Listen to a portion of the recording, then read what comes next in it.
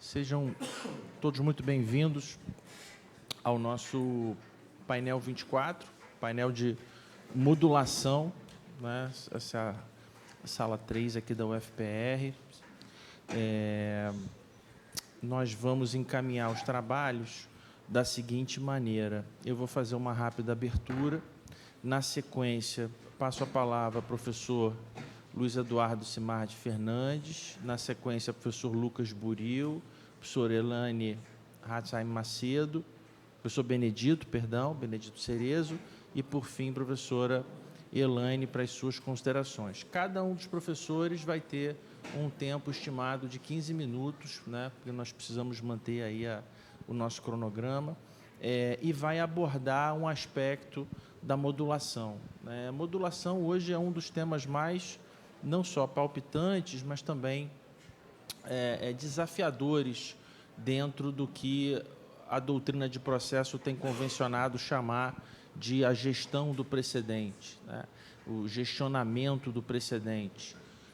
Eu gosto de chamar de a matrícula do precedente, porque eu acho que o nosso o sistema brasileiro de precedente que está sendo construído, ele está se assemelhando muito rapidamente ao sistema de matrícula de imóveis, né?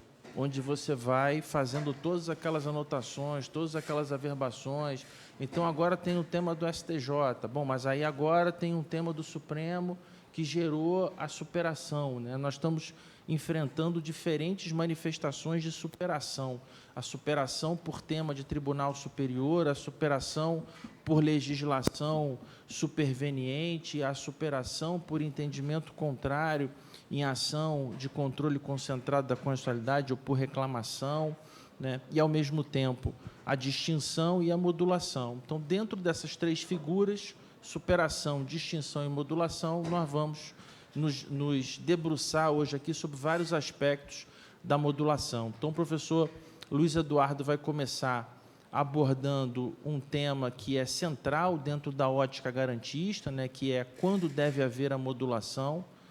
E, na sequência, o professor Lucas vai trazer reflexões sobre problemas processuais da modulação, via processual, competência e estabilidade. Na sequência, professor Benedito, relevância e responsabilidade da modulação, exame de acórdão do STF e do STJ.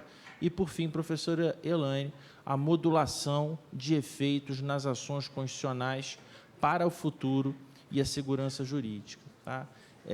Então, é com muito prazer que eu passo a palavra ao professor Luiz Eduardo Simardi Fernandes para a sua palestra.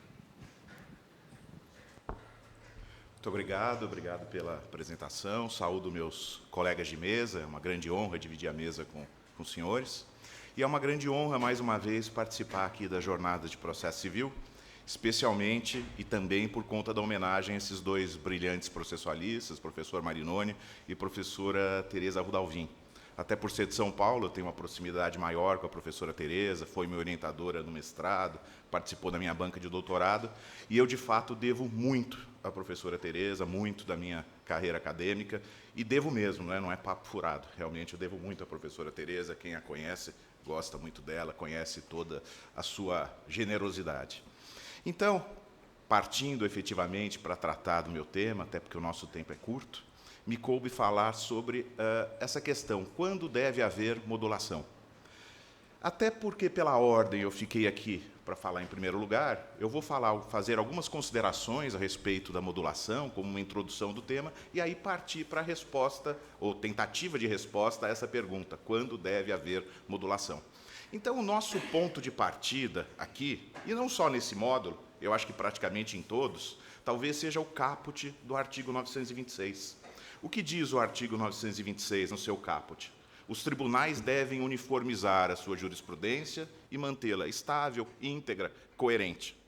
Então, esse artigo 926, ele cria um dever para a magistratura, um dever de gerar estabilidade, evitar decisões conflitantes, pelo menos naqueles temas mais frequentes, estabelecer a posição que deve prevalecer, até por conta de uma busca de isonomia. Situações iguais devem ser tratadas iguais.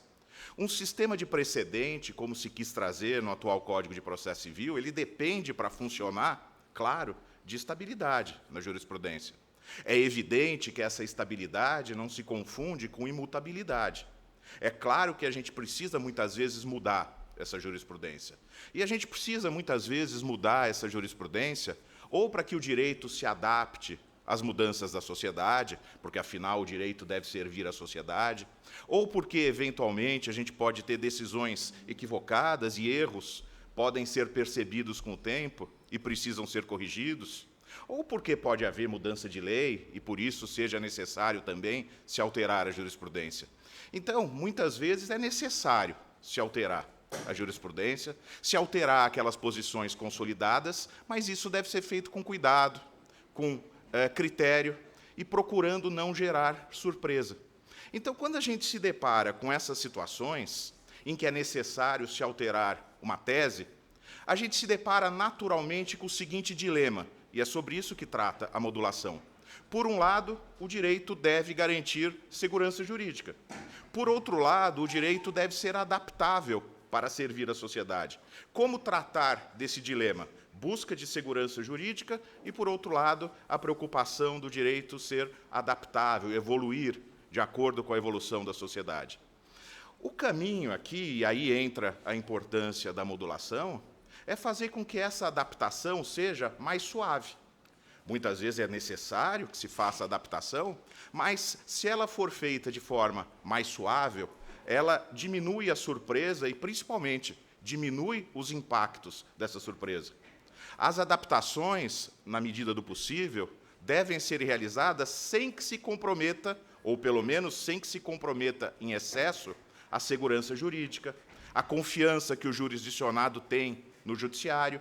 E aí, justamente, entra a importância da modulação, como essas regras de transição, para permitir que essa adaptação seja feita sem susto, sem surpresa, de forma suave e causando o menor impacto possível, no sentido de prejudicar, eventualmente, o jurisdicionado.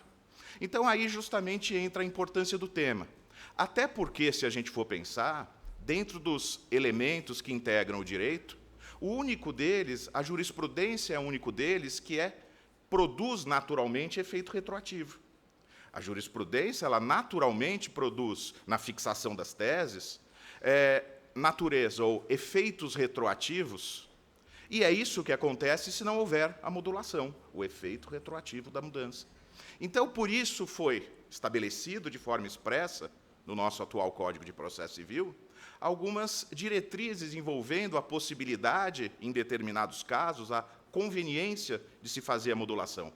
Dentro especificamente do tema modulação, o nosso ponto de partida é o parágrafo 3º do artigo 927. Lembrando, o que diz esse parágrafo 3º?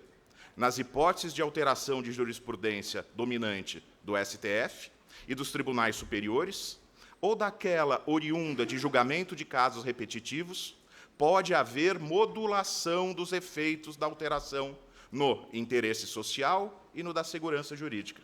Então, o 927, parágrafo 3º, fixa como pressupostos para a modulação o interesse jurídico e a segurança jurídica. O interesse social e a segurança jurídica, perdão. Uma das principais autoras que tratam desse tema, e por acaso, e não por acaso, é a nossa homenageada, a professora Tereza Arruda Alvim. Ela tem um livro excepcional a respeito de modulação, acredito seja o livro mais completo a respeito do tema, sendo lançado agora a sua 3ª edição. Ela, com razão, diz, o 927, parágrafo 3º, na verdade, disse menos do que deveria, porque deve ocorrer a modulação sempre que aquela posição firmada pelo Poder Judiciário tenha gerado pauta de conduta, tenha conduzido o comportamento do jurisdicionado, que agora vai ter que mudar em razão da mudança da jurisprudência.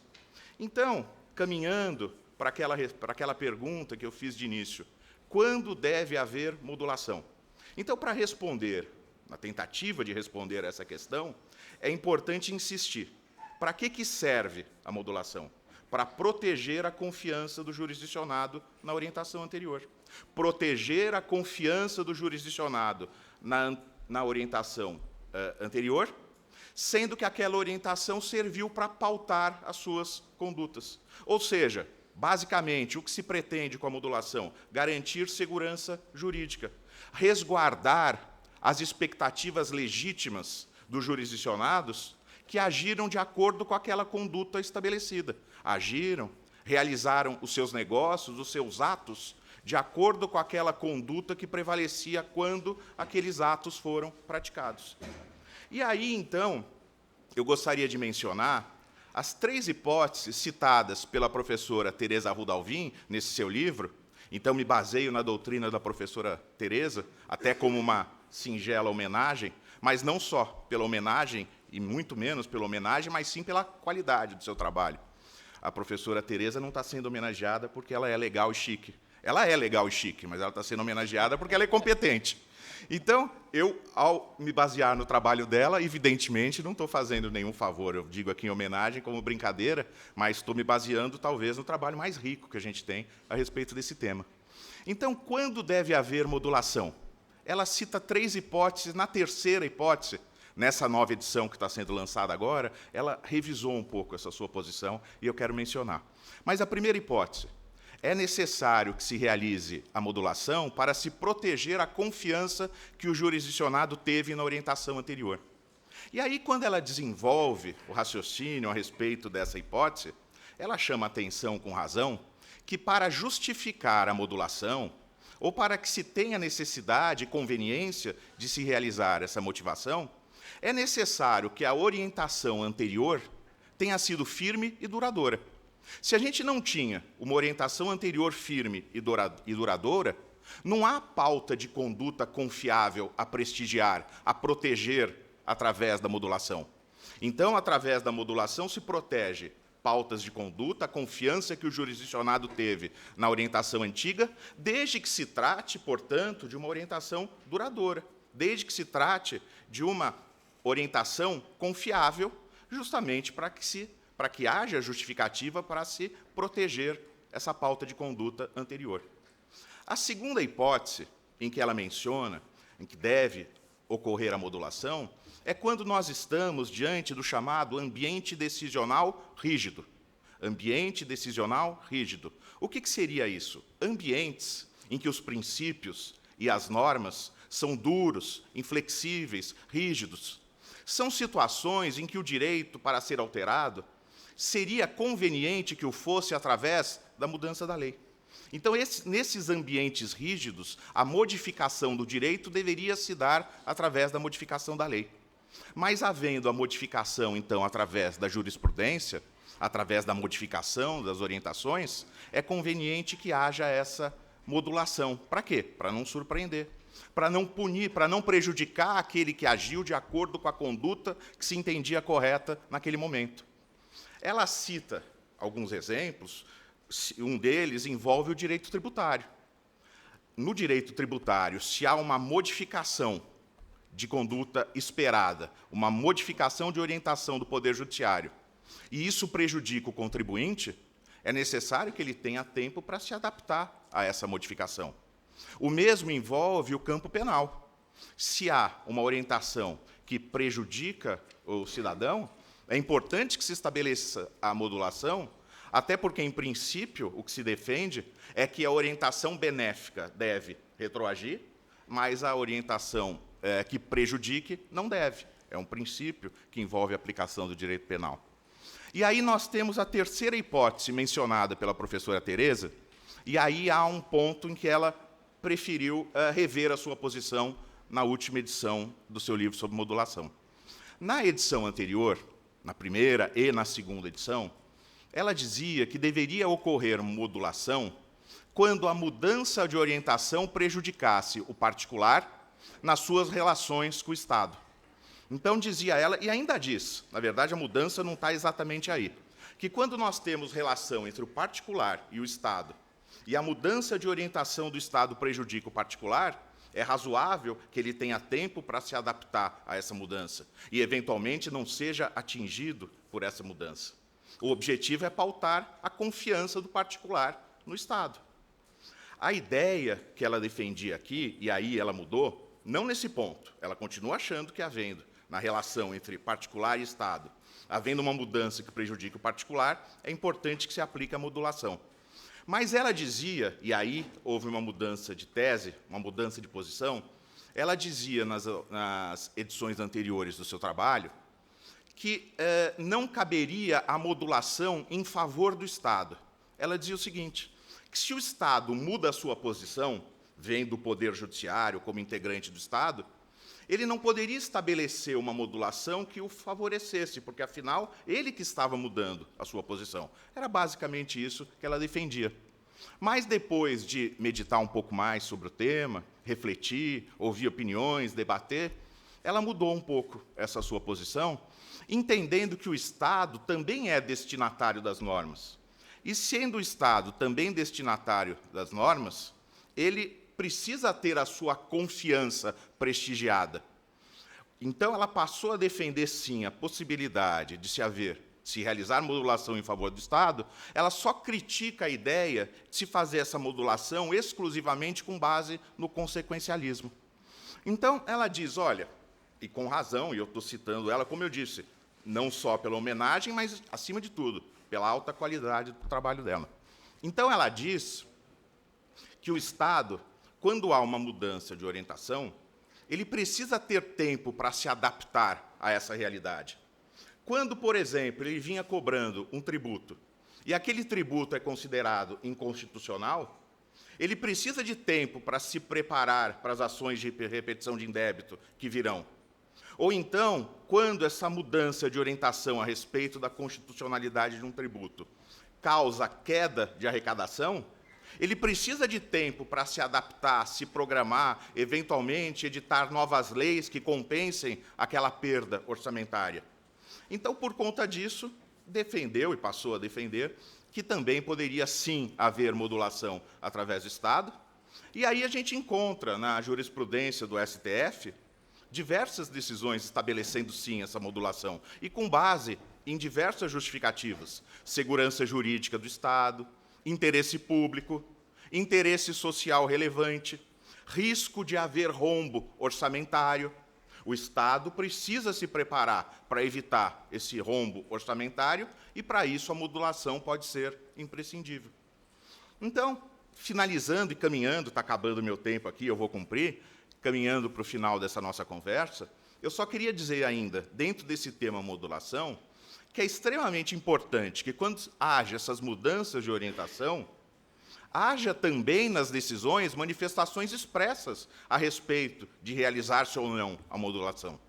Inclusive, se não houver manifestação expressa sobre a modulação, é caso, e parece ser cabível, sob a alegação de omissão, a oposição de embargo de declaração, pedindo que na mudança de tese se estabeleça a partir de que momento aquela nova tese passa a valer. Passei o meu tempo em 12 segundos. Agradeço imensamente a atenção, agradeço ao professor Humberto Dalla, agradeço aos senhores pela atenção e devolvo a palavra ao presidente da mesa. Muito obrigado.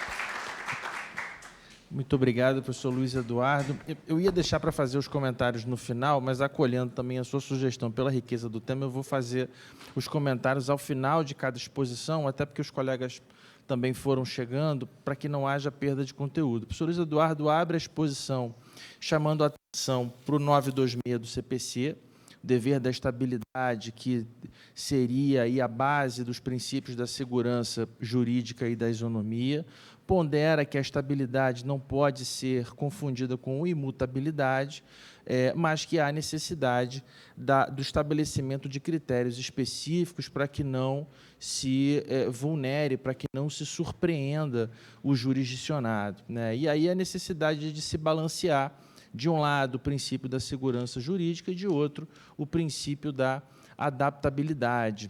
Se bem que essa adaptação, prossegue o professor, ela deve se dar sempre de forma suave, justamente a amenizar os impactos, né, de uma eventual surpresa que venha a ocorrer. Na sequência, passa para o 927, parágrafo 3º, né, traz os pressupostos, interesse social e segurança jurídica, rememora aqui a nossa grande obra de referência sobre o tema de modulação, que é a obra da professora Tereza, que está indo agora para a sua terceira edição, né? Chama a atenção para a posição da professora Tereza de que deve ser feita uma interpretação extensiva e não restritiva da norma do 927, parágrafo 3º, que deve abranger também as chamadas pautas de conduta, né? Naquela hipótese em que o precedente ele gerar uma modificação, ele gerar a necessidade do estabelecimento de uma pauta de conduta, de novo, sob o argumento de proteger a confiança do jurisdicionado, né? A professora Tereza, na sua obra, ela traz 3 hipóteses de modulação. A primeira, proteger a confiança do jurisdicionado no entendimento anteriormente fixado, desde que esse entendimento seja firme e duradouro. Número 2, propiciar um ambiente decisional, ou enfrentar o ambiente decisional rígido, né, situações em que a modificação do direito deveria se dar pela lei e não pela jurisprudência, e aqui eu me permito acrescentar uma referência à obra do professor Marinoni, quando ele lá, desde os idos de 2005, 2006, já sustentava o cabimento da aplicação direta de princípios constitucionais ao caso concreto, independentemente da existência de legislação específica. Então, é o que a gente acaba enfrentando em algumas situações. O judiciário, chamado a intervir, ele aplica diretamente um princípio constitucional a um quadro de omissão, e esse quadro, ele infelizmente é grave e é endêmico no Brasil, uma frequente omissão legislativa, que faz com que o judiciário tenha que assumir esse papel. Professor Luiz Eduardo também chama a atenção para 2 áreas sensíveis, a área do direito tributário e a área do direito penal, e, por fim, ele nos traz a terceira hipótese de modulação, trazida pela professora Tereza, e faz aqui a observação de que houve uma mudança de entendimento. Na terceira hipótese de modulação seria quando houver prejuízo para o particular nas suas relações com o Estado, né? Na primeira e na segunda edição, a professora Tereza entendia que não caberia modulação em favor do Estado, caberia apenas em favor do particular, e agora, na terceira edição, ela mitiga esse entendimento, ela relativiza esse entendimento, permitindo também a modulação em favor do Estado, quando o Estado precisa de tempo para se preparar. E aí o professor Luiz Eduardo finaliza, né, com a menção ao consequencialismo, e aí eu me permito acrescentar uma referência à obra do ministro Luiz Fux, né, que tem uma preocupação específica com pragmatismo, consequencialismo. Está aqui o professor Anderson Paiva, lá da nossa UERJ, cuja tese de doutorado foi justamente o pragmatismo aplicado ao direito processual. E a necessidade de se observar decisões do Supremo, que eu acho que serão comentadas agora na sequência pelos demais professores, admitindo aí a modulação. E eu me lembrei daquele caso típico dos precatórios, né, emenda constitucional 62, se não me falha a memória, em que foram utilizados embargos de declaração com essa finalidade. Muitíssimo obrigado, professor Luiz Eduardo. Sem maiores delongas por causa do nosso tempo, passo a palavra ao professor Lucas Buril, que vai enfrentar problemas processuais na modulação, via processual, competência e estabilidade. Professor Lucas.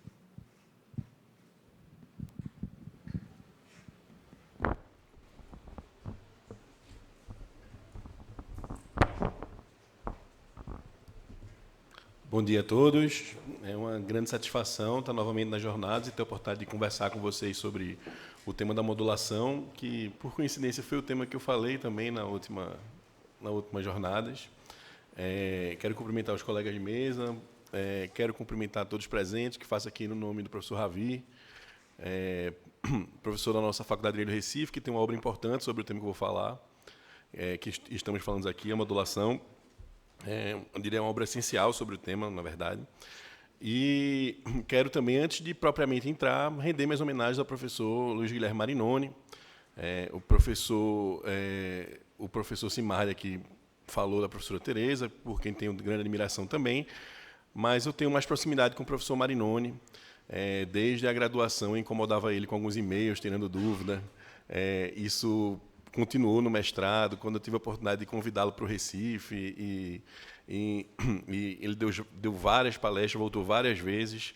Eu incomodei ele não a ponto de que ele deixasse de nos visitar, né?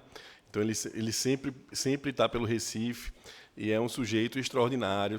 Como eu disse para ele, uma conversa particular, e torno pública aqui essa fala. Sem as ideias dele, eu não teria condição de ter as minhas, né? Marinoni é genial, é criativo, é uma pessoa que vive inovando no direito processual, e suas inovações, frequentemente, acabam se tornando legislação, em prol de uma melhor distribuição de justiça. Então, o professor Marinoni merece muito essa homenagem. Me sinto particularmente honrado de poder falar nesse evento em homenagem a ele, na casa em que ele foi professor titular. Então, essa é uma grande felicidade. Bem, gente, dito isso tudo, eu quero falar um pouquinho sobre modulação, focar em uns aspectos processuais dela. Porém, antes de falar de aspectos processuais, eu queria também trazer um certo juízo crítico sobre a modulação em si. Quando a gente pensa em modulação, é inevitável remeter a nossa reflexão para o direito norte-americano, onde as maiores discussões sobre o tema foram travadas. E, como o professor Ravi muito bem registra na obra dele, hoje, pelo menos a nível federal, a modulação lá é proibida. Então, a gente, aqui no Brasil, olha para uma experiência estrangeira, traz essa experiência estrangeira positiva na legislação, sendo que, hoje, essa mesma experiência não é praticada lá. Isso não é nenhum entrave, tá, gente? Isso não quer dizer que modulação é ruim, que modulação não presta, que os americanos testaram e disseram que não funciona. Aliás, se me permitem aqui uma crítica, me parece que as razões teóricas que eles utilizam para negar a modulação de efeitos são razões ruins, que aqui, em nosso sistema, os estudos de teoria de direito já superam bastante.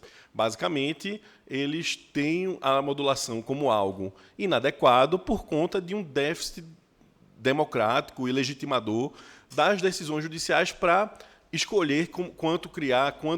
O professor José Rogério, nosso mestre, o professor Leonardo, nosso mestre também, que maravilha tê-los aqui. Então, é interessante perceber que, olhando para uma experiência estrangeira, a modulação ela acabou sendo deixada de lado. Enquanto nós positivamos a modulação, não só no nosso Código de Processo Civil, mas também na Lei de Introdução às Normas de Direito Brasileiro, o artigo 23 lá, que me parece ter um espectro ainda maior que o artigo 927, parágrafo 3º. O 927, parágrafo 3º, prevê a modulação para o caso de superação de um precedente obrigatório que tenha gerado confiança legítima. Mas o artigo 23 da Lei de Introdução a Normas de Direito Brasileiro prevê a possibilidade de modulação não só na superação de precedente, mas quando houver a estipulação, e aqui a lei fala essa expressão ou algo muito semelhante, mas quando houver a estipulação de interpretação nova. Percebam que nem sempre uma interpretação nova é uma superação de um precedente.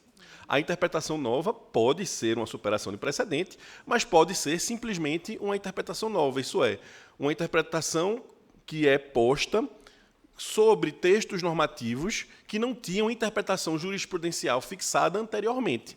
Então, isso acontece quando uma legislação nova é editada, o tribunal ainda não se manifestou sobre ela e vem a se manifestar. E aqui, vale notar, recentemente eu tive a oportunidade de ser examinador de uma dissertação que analisou todas as decisões do STJ sobre modulação de efeitos e, frequentemente, o Superior Tribunal de Justiça nega-se a modular efeitos por dizer, não, esse tema aqui, a interpretação é nova, mas não é superação de precedente.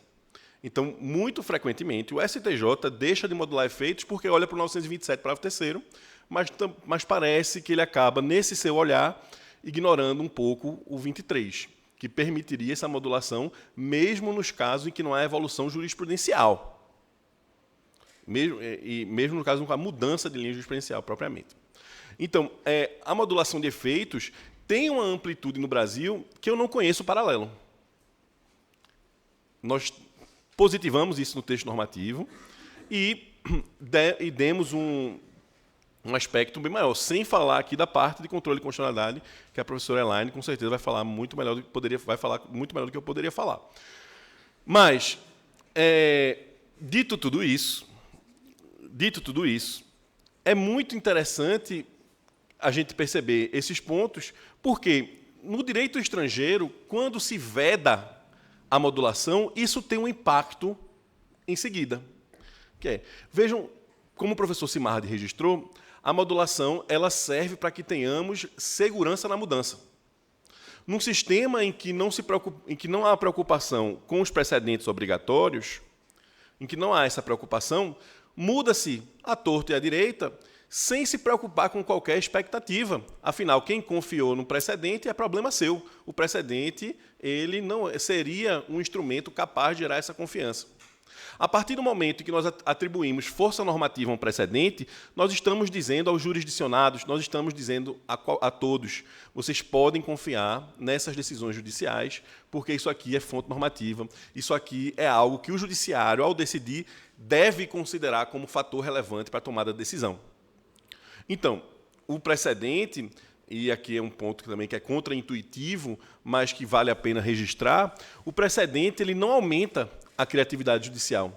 Pelo contrário, ele circunscreve ela. Então, a partir do momento que nós temos um precedente obrigatório, se antes havia um ambiente de maior liberdade decisional, quando esse precedente ele é gerado e ele é obrigatório, isso quer dizer que o tribunal subsequente ele já não tem mais aquela liberdade, aquela possível liberdade decisional, já que o precedente o obriga a decidir de certa maneira. Então, se a gente tem uma divergência, apenas a título de exemplo aqui, sobre a contagem de um certo prazo, se vai ser em dias corridos ou dias úteis, a partir do momento que o tribunal é dito um precedente obrigatório e diz a contagem em dias úteis, o juiz de primeiro grau, que estava na dúvida sobre como contar aquele prazo, decidia de uma forma ou de outra, ele passa a não mais poder decidir de uma forma ou de outra. Ele precisa observar o precedente obrigatório. Bem, dito tudo isso, meus caros e minhas caras, quando num sistema ele passa a ter modulação de efeitos dentro de seu ferramental para lidar com a mudança, esse sistema ele passa a ser mais propenso à mudança, porque é possível garantir maior segurança na mudança através da modulação. Então, a modulação é um instrumento facilitador de alteração jurisprudencial, de mudança de precedentes obrigatórios. Isso precisa ser observado e ser observado com cautela, pois, enquanto o legislador, nós sabemos, ele sempre olha para o futuro, pois os seus textos normativos eles servem para incidir sobre fatos que vão ocorrer, o judiciário ele tradicionalmente olha para o passado. A preocupação dele é em resolver o caso. E o caso ele é composto por fatos que já ocorreram, muitas vezes há muito tempo. Muitas vezes há muito mais tempo do que deveria ter havido. Então, se a gente olha para o passado para decidir no judiciário, é natural, e nada mais que natural, que os precedentes sejam retroativos. A regra, em qualquer sistema, deve ser a retroatividade dos precedentes, porque o judiciário tem no seu mistério resolver problemas do passado com textos normativos que incidiram no momento em que aquele fato ocorreu. E aqui não é o tema de minha fala, mas eu gosto de registrar que nós temos aqui um congresso todo dedicado ao tema dos precedentes, e não faltam problemas, a gente está vendo aqui, sobre precedentes, mas o que me parece um dos problemas mais sensíveis que enfrentamos hoje é o fato de o judiciário estar editando teses, muitas vezes desvinculadas do caso. E Capelletti, lá atrás, já disse, e isso não mudou, a legitimidade do judiciário está em resolver o caso. O judiciário cria porque ele precisa resolver o caso, ele é obrigado a resolver o caso. E, na medida em que ele resolve o caso, ele precisa ter um texto normativo, ele precisa ter uma norma que serve de base para aquele caso. Então, o judiciário não cria porque ele quer, porque ele tem poder, porque isso. O judiciário cria porque ele precisa. Porque os problemas chegam primeiro no judiciário. Então, enquanto a gente está aguardando uma regulação de inteligência artificial, já está ocorrendo dano com o uso de inteligência artificial. E esse dano vai chegar no judiciário, o judiciário vai precisar resolver. Então, os problemas, e sempre foi assim, tá? O dogma da codificação fez com que a gente pensasse que as coisas, que a gente tinha uma lei completa e que resolve tudo, mas sempre foi assim. Sempre os casos chegam primeiro no judiciário, os problemas chegam primeiro no judiciário, o judiciário resolve do jeito que ele puder, e depois o legislador vai poder pensar sobre aquele problema, pensar sobre as soluções que já estão postas e aderir a elas ou divergir. Mas, bem, dito tudo isso, a modulação ela enfrenta aí algumas questões processuais que eu queria pontuá-las. Acabei falando muito mais sobre a modulação em si do que sobre essas questões processuais. Essas questões processuais são, primeiro, a via adequada. E hoje, nós já podemos dizer, com base na experiência jurisprudencial, que os embargos de declaração têm sido amplamente utilizados como a via para a discussão da modulação de efeitos. Então, esse tem sido o mecanismo. E isso pressupõe uma questão teórica muito interessante, que é perceber que a modulação de efeitos é um poder-dever. Afinal de contas, os embargos de declaração eles podem ser utilizados não apenas quando a parte tiver requerido a modulação, mas mesmo nas situações em que ela não tenha requerido anteriormente. Lembrando que o 1022 do Código de Processo Civil ele permite os embargos de declaração não só para que supram uma omissão quanto ao que foi requerido, mas quanto àquilo que o juiz deveria ter se pronunciado de ofício. E se assim me parece que é essa a hipótese autorizativa aí da modulação, do requerimento de modulação por embargo de declaração. Sendo assim, deve-se reconhecer que a modulação de efeitos é um poder-dever do tribunal. Me parece que as ideias que tratam a modulação como uma faculdade, elas são dogmaticamente inconsistentes. Elas estão dando uma liberdade que me parece não existir, pelo menos no raciocínio dogmático, tá, gente? O raciocínio dogmático ele serve para enquadrar como funciona o direito, e não para dizer como ele efetivamente funciona. A gente é dogmático porque a gente parte de dogma. E dogma é o nosso sistema normativo. Então, me parece que o judiciário ele não modula quando ele quer. Ele modula quando os requisitos do 927, parágrafo 3º, assim como do artigo 23 da Lei de Introdução às Normas de Direito Brasileiro, estiverem presentes. Se eles estiverem presentes, ele tem que modular. Dito isso, trata-se de um poder-dever. O judiciário, portanto, ele deve realizar o juízo de modulação quando concluir se tratar de hipótese de superação. Então, havendo a confiança legítima e o interesse social, ele precisa modular. Por isso, se não analisar, se não fizer o juízo de modulação, é cabível os embargos de declaração. Mas aí tem uma outra pergunta. É possível propor imagine que o Tribunal Superior ele superou seu entendimento, editou aí uma tese nova e nem tratou de modulação. Isso não foi suscitado pela via dos embargos, que comumente é utilizada para tanto. E agora, num caso posterior, você vê o seu cliente sendo atingido injustamente pela retroatividade de um entendimento jurisprudencial. E agora? Isso já foi enfrentado pelo STJ, e me parece que corretamente, no caso do seguro da cobertura de suicídio, né? Então, o STJ ele editou um entendimento, salvo engano, em 2015, de que, havendo suicídio, não há cobertura do seguro de vida, e um caso que tinha sido ajuizado em 2012, sentenciado em 2014, justamente de suicídio, chegou ao STJ. As datas podem ser diferentes disso, não tenho segurança quanto a elas, mas o fato é que houve um ajuizamento anterior a essa mudança jurisprudencial e o caso se demorou no judiciário e estava sendo resolvido com essa tese. Então, não tinha havido modulação e, nesse caso, no entanto, iniciou-se a discussão dizendo, olha, é injusto aplicar para mim, eu preciso da modulação. E o STJ realizou, a posteriori, em ação subsequente, essa modulação, o que me parece, repito, um posicionamento correto e adequado, né? O fato da modulação não ter sido realizado numa hipótese, talvez porque naquele caso não era relevante para quem estava discutindo, não pode impedir que outros sujeitos que se sintam atingidos aí na sua confiança legítima tenham a oportunidade de realizá-lo. E vou ser muito breve aqui, porque eu já estourei meu tempo, para falar sobre a última questão que é muito interessante e tem tomado a minha reflexão. Eu e o professor Ravi estamos escrevendo um trabalho sobre isso, que é justamente...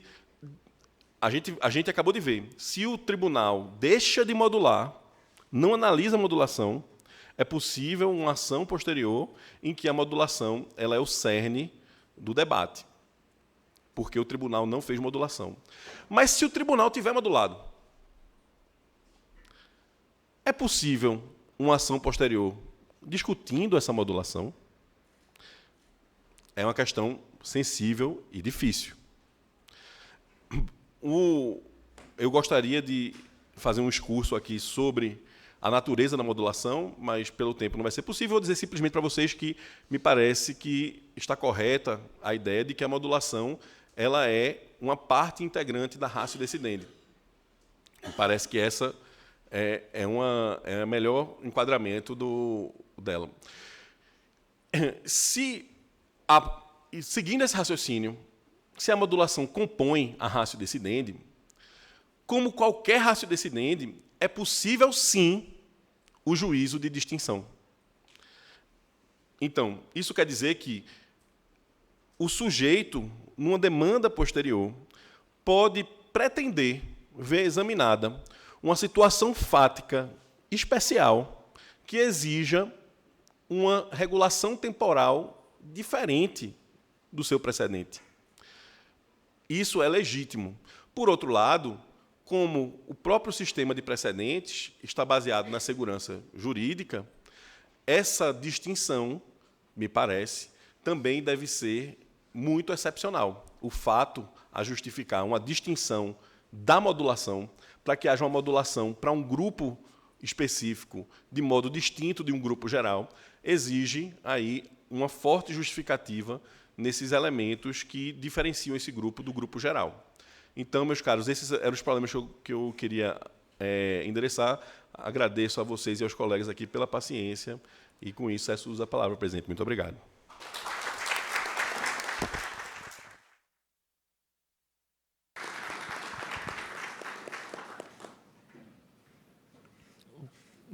Meu bloquinho está acabando aqui, vou precisar de outro bloquinho. Agradeço ao professor Lucas pela sua palestra. Tomei nota aqui de várias questões aqui. Vou chamar a atenção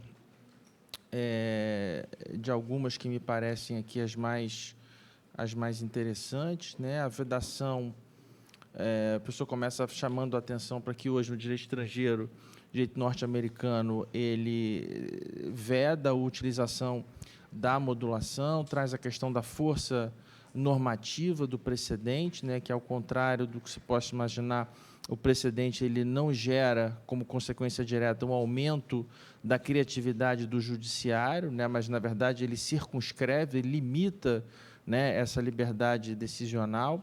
A modulação ela gera uma maior segurança jurídica na mudança do entendimento, mas não se pode perder de vista que, como regra, o legislador olha para o futuro, enquanto o judiciário, ao julgar, deve olhar para o passado. E depois o professor traz a referência ao Mauro Capelletti na questão desse julgamento estar sempre preso, né, à ocorrência de uma situação de fato. A regra deve ser a retroatividade do precedente. Questões processuais, ele traz a via adequada dos embargos de declaração, e aí faz uma reflexão sobre o teor do 1022 do CPC, chama a atenção para o fato de que essa modulação tem que se dar na estrita observância dos requisitos que foram impostos pelo legislador, o que faria nascer, portanto, aquela célebre expressão de poder-dever, ou seja, uma vez presentes os requisitos, deve-se dar essa modulação, e traz, por fim, algumas questões bastante interessantes, né? Traz a questão do contrato de seguro e do suicídio, em que essa modulação se deu em processo posterior, e finaliza com uma provocação mais interessante ainda, né? Em que o que fazer se o tribunal tiver, no primeiro processo, feito já a modulação, se seria possível o ajuizamento de uma segunda demanda com o objetivo de questionar essa modulação. E o professor já responde de forma afirmativa, na medida em que a modulação é uma parte integrante integrante da Ratio Decidendi, e que, nessa situação, nós teríamos aí quase que uma fusão dos dois institutos, né? Uma modulação e uma distinção, ou uma distinção da modulação, né? O que faria criar, o que geraria, na verdade, um novo fenômeno, né? A gente abriu aqui essa mesa falando da superação, da distinção e da modulação. Então, a gente teria aqui uma modulação simples e uma modulação complexa, uma modulação sem distinção e uma modulação com distinção. Muitíssimo obrigado, professor Lucas. Estamos com o nosso tempo um pouquinho apertado. Sem mais delongas, passo a palavra ao professor Benedito Cerezo, que vai discorrer sobre a relevância e a responsabilidade da modulação, examinando situações concretas do STJ e do STF. Professor Benedito, obrigado pela presença. Tem a palavra, por favor. Bom dia a todas e a todos. Como sempre inicio, agradeço a presença de vocês. Sem vocês aqui, não faria sentido nós 5 estarmos aqui. Então, muito obrigado e que coro, né? Isso aumenta a nossa responsabilidade. Responsabilidade, professor Humberto, e em nome de Vossa Excelência, eu já cumprimento todos os demais integrantes da mesa, em especial a professora Elaine. Em nome da professora, eu cumprimento todas as mulheres presentes. Que, às vezes, me falta um pouco. E eu estava aqui pensando, professor... Bom, antes, eu gostaria de fazer um registro, e talvez eu pediria que quem está me ouvindo pela primeira vez não me julgue por essa palestra de hoje. Porque eu estou numa sala que, em 2022, eu defendi a minha tese de doutorado, né? E fui arguído por 2 horas e 35 minutos pelo professor Ovídio Araújo Batista da Silva. O professor Marinoni, na orientação, ele fazia assim para mim, calma, calma. E eu gaguejava mais do que não sei o quê, né? Foram 32 questões, né? Em uma delas, eu disse ao professor Ovídio, né, mas, desculpe, professor, isso está escrito no seu livro. Ele, pois é, mas eu mudei de ideia, o senhor não tem que estar seguindo as minhas ideias. Mas ele não me avisou, né? Então eu confesso que eu fiquei bem emocionado quando eu retornei aqui nesse prédio. Eu cheguei aqui em 1996 e defendi a minha tese em 2002, então foram 7 anos, né? E pude ter aula com o professor Vará, com o professor Ovídio Batista, e algo me chamava a atenção, eu vindo do interior de São Paulo, Marília, né? Nós éramos de 137 alunos numa sala de aula, era um comício, não uma aula. E nós chegávamos aqui, o professor Ovídio dava aula para 5. Para mim, para o professor Sérgio Arenharte, para o professor Cleito Maranhão, para o Laércio Becker e para a Simone, né? Ou seja, eu falava, meu Deus, que privilégio, né? Que algo assim. Tá? Então, eu sou forjado pelo professor Marinoni e pelo professor Ovídio Batista da Silva. Claro que nem 0,01% da excelência de ambos, né, e muito menos do Sérgio, que ontem fez uma palavra, né, enunciou palavras tão elegantes e sinceras em relação ao professor Marinoni, mas o professor Marinoni foi um divisor de águas para mim também, né? Eu, recém-chegado aqui em Curitiba, oriundo de uma cidade do interior de São Paulo, Marília, forjado pela Escola Paulista de Processo, me debatendo com Marinoni naquele ponto dele que ele estava, né, terrível, numa revolução copernicana, e tendo o professor Ovídio Batista. Para vocês terem uma ideia, dentro dessa minha irresponsabilidade, a gente não tinha sequer, na época, e-mails, ou acho que o telefone celular foi em 1995, acho que Londrina foi uma das primeiras cidades a ter, mas eu consegui ligar para o professor Ovídio Batista e disse para ele, eu nunca tive nenhum receio de dizer que não sei e perguntar, e eu falei, eu não estou conseguindo entender uma tese no seu livro aqui, e eu estou escrevendo sobre isso. Ele, quem está te orientando? Eu falei, o professor Marinoni. Ele falou, bom, então já estamos num bom começo, né?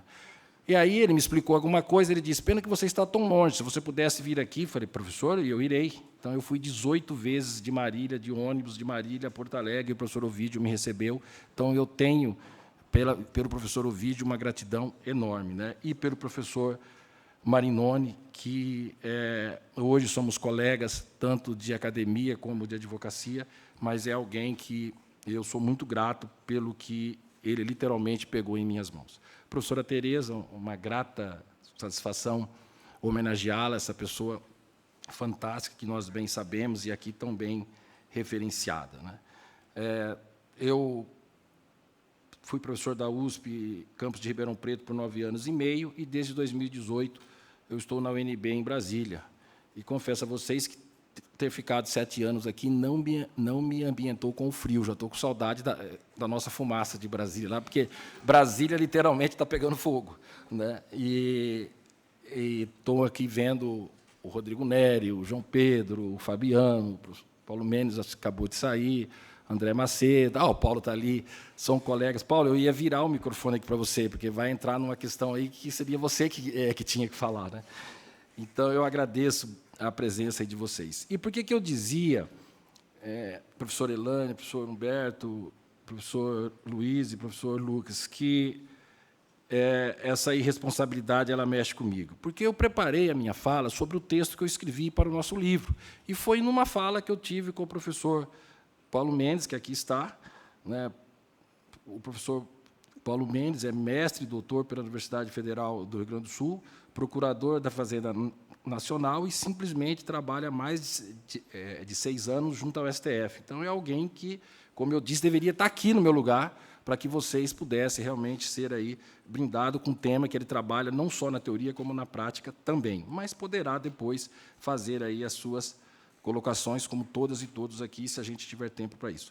E, nesse texto, eu discuti, está lá no livro, eu convido para a leitura, a modulação de efeitos na questão da irretroatividade ou retroatividade daquela questão da lei das estatais, né, que o STF foi instado a se manifestar, se era constitucional ou não a indicação para alguns cargos nas estatais. E, durante a tramitação dessa ação direta de inconstitucionalidade, alguns cargos foram nomeados sobre a vigência de uma medida cautelar, né, e depois o STF entendeu que a lei era constitucional e que não poderia, e não pode ter essa indicação, mas modulou os efeitos, mantendo aqueles que foram indicados. Então, isso me chamou a atenção, que eu achei um pouco estranha. Tá? Mas eu confesso que eu ainda entendo que um momento como esse ele é muito importante para a gente sair daqui diferente de como entramos. Quem já me ouviu ou já leu alguma coisa que eu escrevi, sabe que, se tem algo que eu não tenho, é conformismo. Eu acho que nós vivemos num momento que nós precisamos, nós, enquanto academia, nós estamos aqui na academia, nós precisamos reagir. Hegel dizia o seguinte: o que é muito conhecido é, precisamente por ser muito conhecido, pouco conhecido. Parece uma palavra de bêbado, mas vamos lá. O que é muito conhecido é, precisamente por ser muito conhecido, pouco conhecido.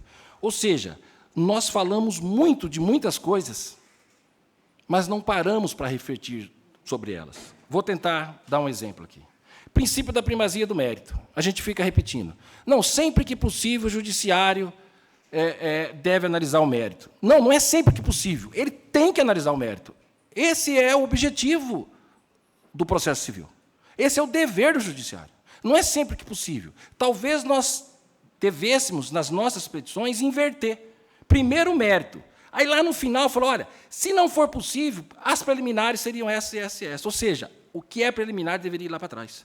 Por quê? Porque o fim do processo civil é tutelar o direito material. É resolver problemas. O judiciário tem que resolver problemas. Ele não pode criar problemas. Eu tenho um texto escrito em coautoria com o João Pedro, cujo título é Uma Justiça que Produz, mas não julga. Nós estamos numa produção que não se nega, é alarmante, mas nós estamos julgando. Agora nós estamos com a notícia, eu tenho certeza que isso está incomodando muita gente, que o que o STJ vai convocar 100 juízes federais para trabalhar na 3ª sessão. Da onde surgiu isso? Nós estamos admitindo, então, que os ministros não julgam? É isso que nós estamos admitindo com a nossa justiça?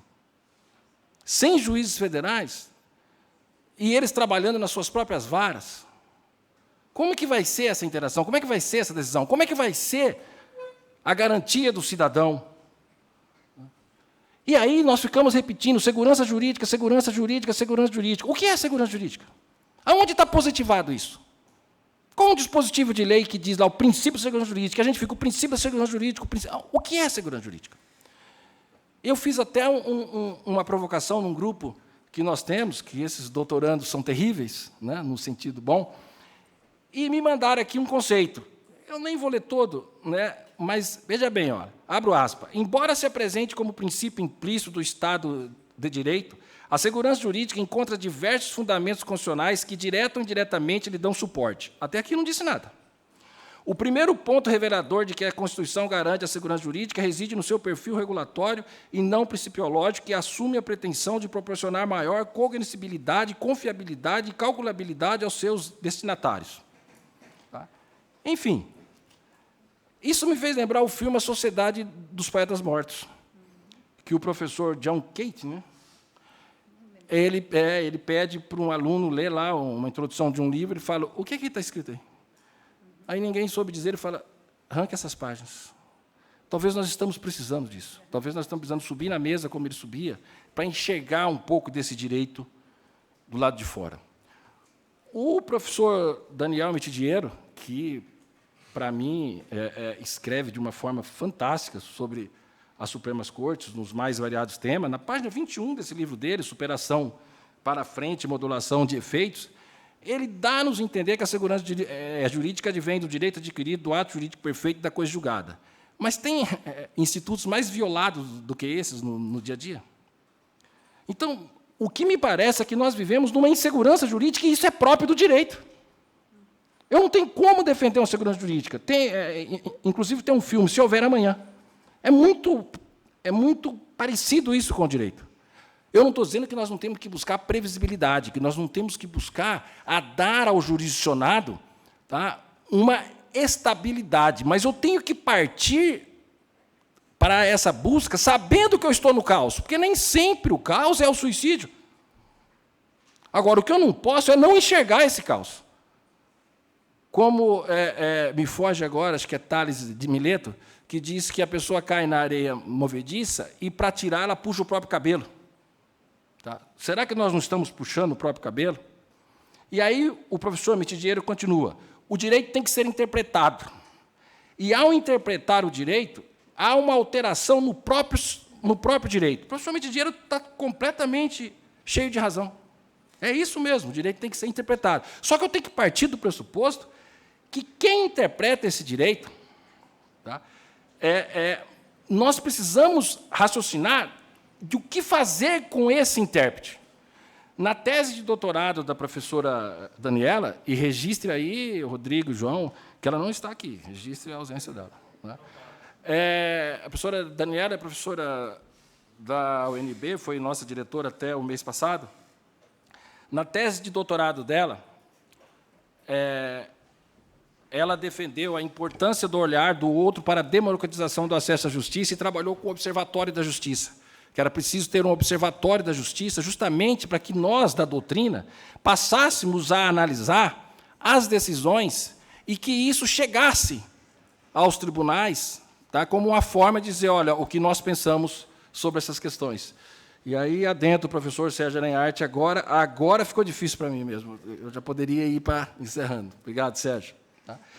E estava presente, assistindo a defesa de tese da professora Daniela, o desembargador Hamilton Bueno de Carvalho, né, que é uma pessoa que, assim como o professor Marinoni, e por uma outra ótica, ele foi muito importante nessa forma de olhar o direito que eu adquiri.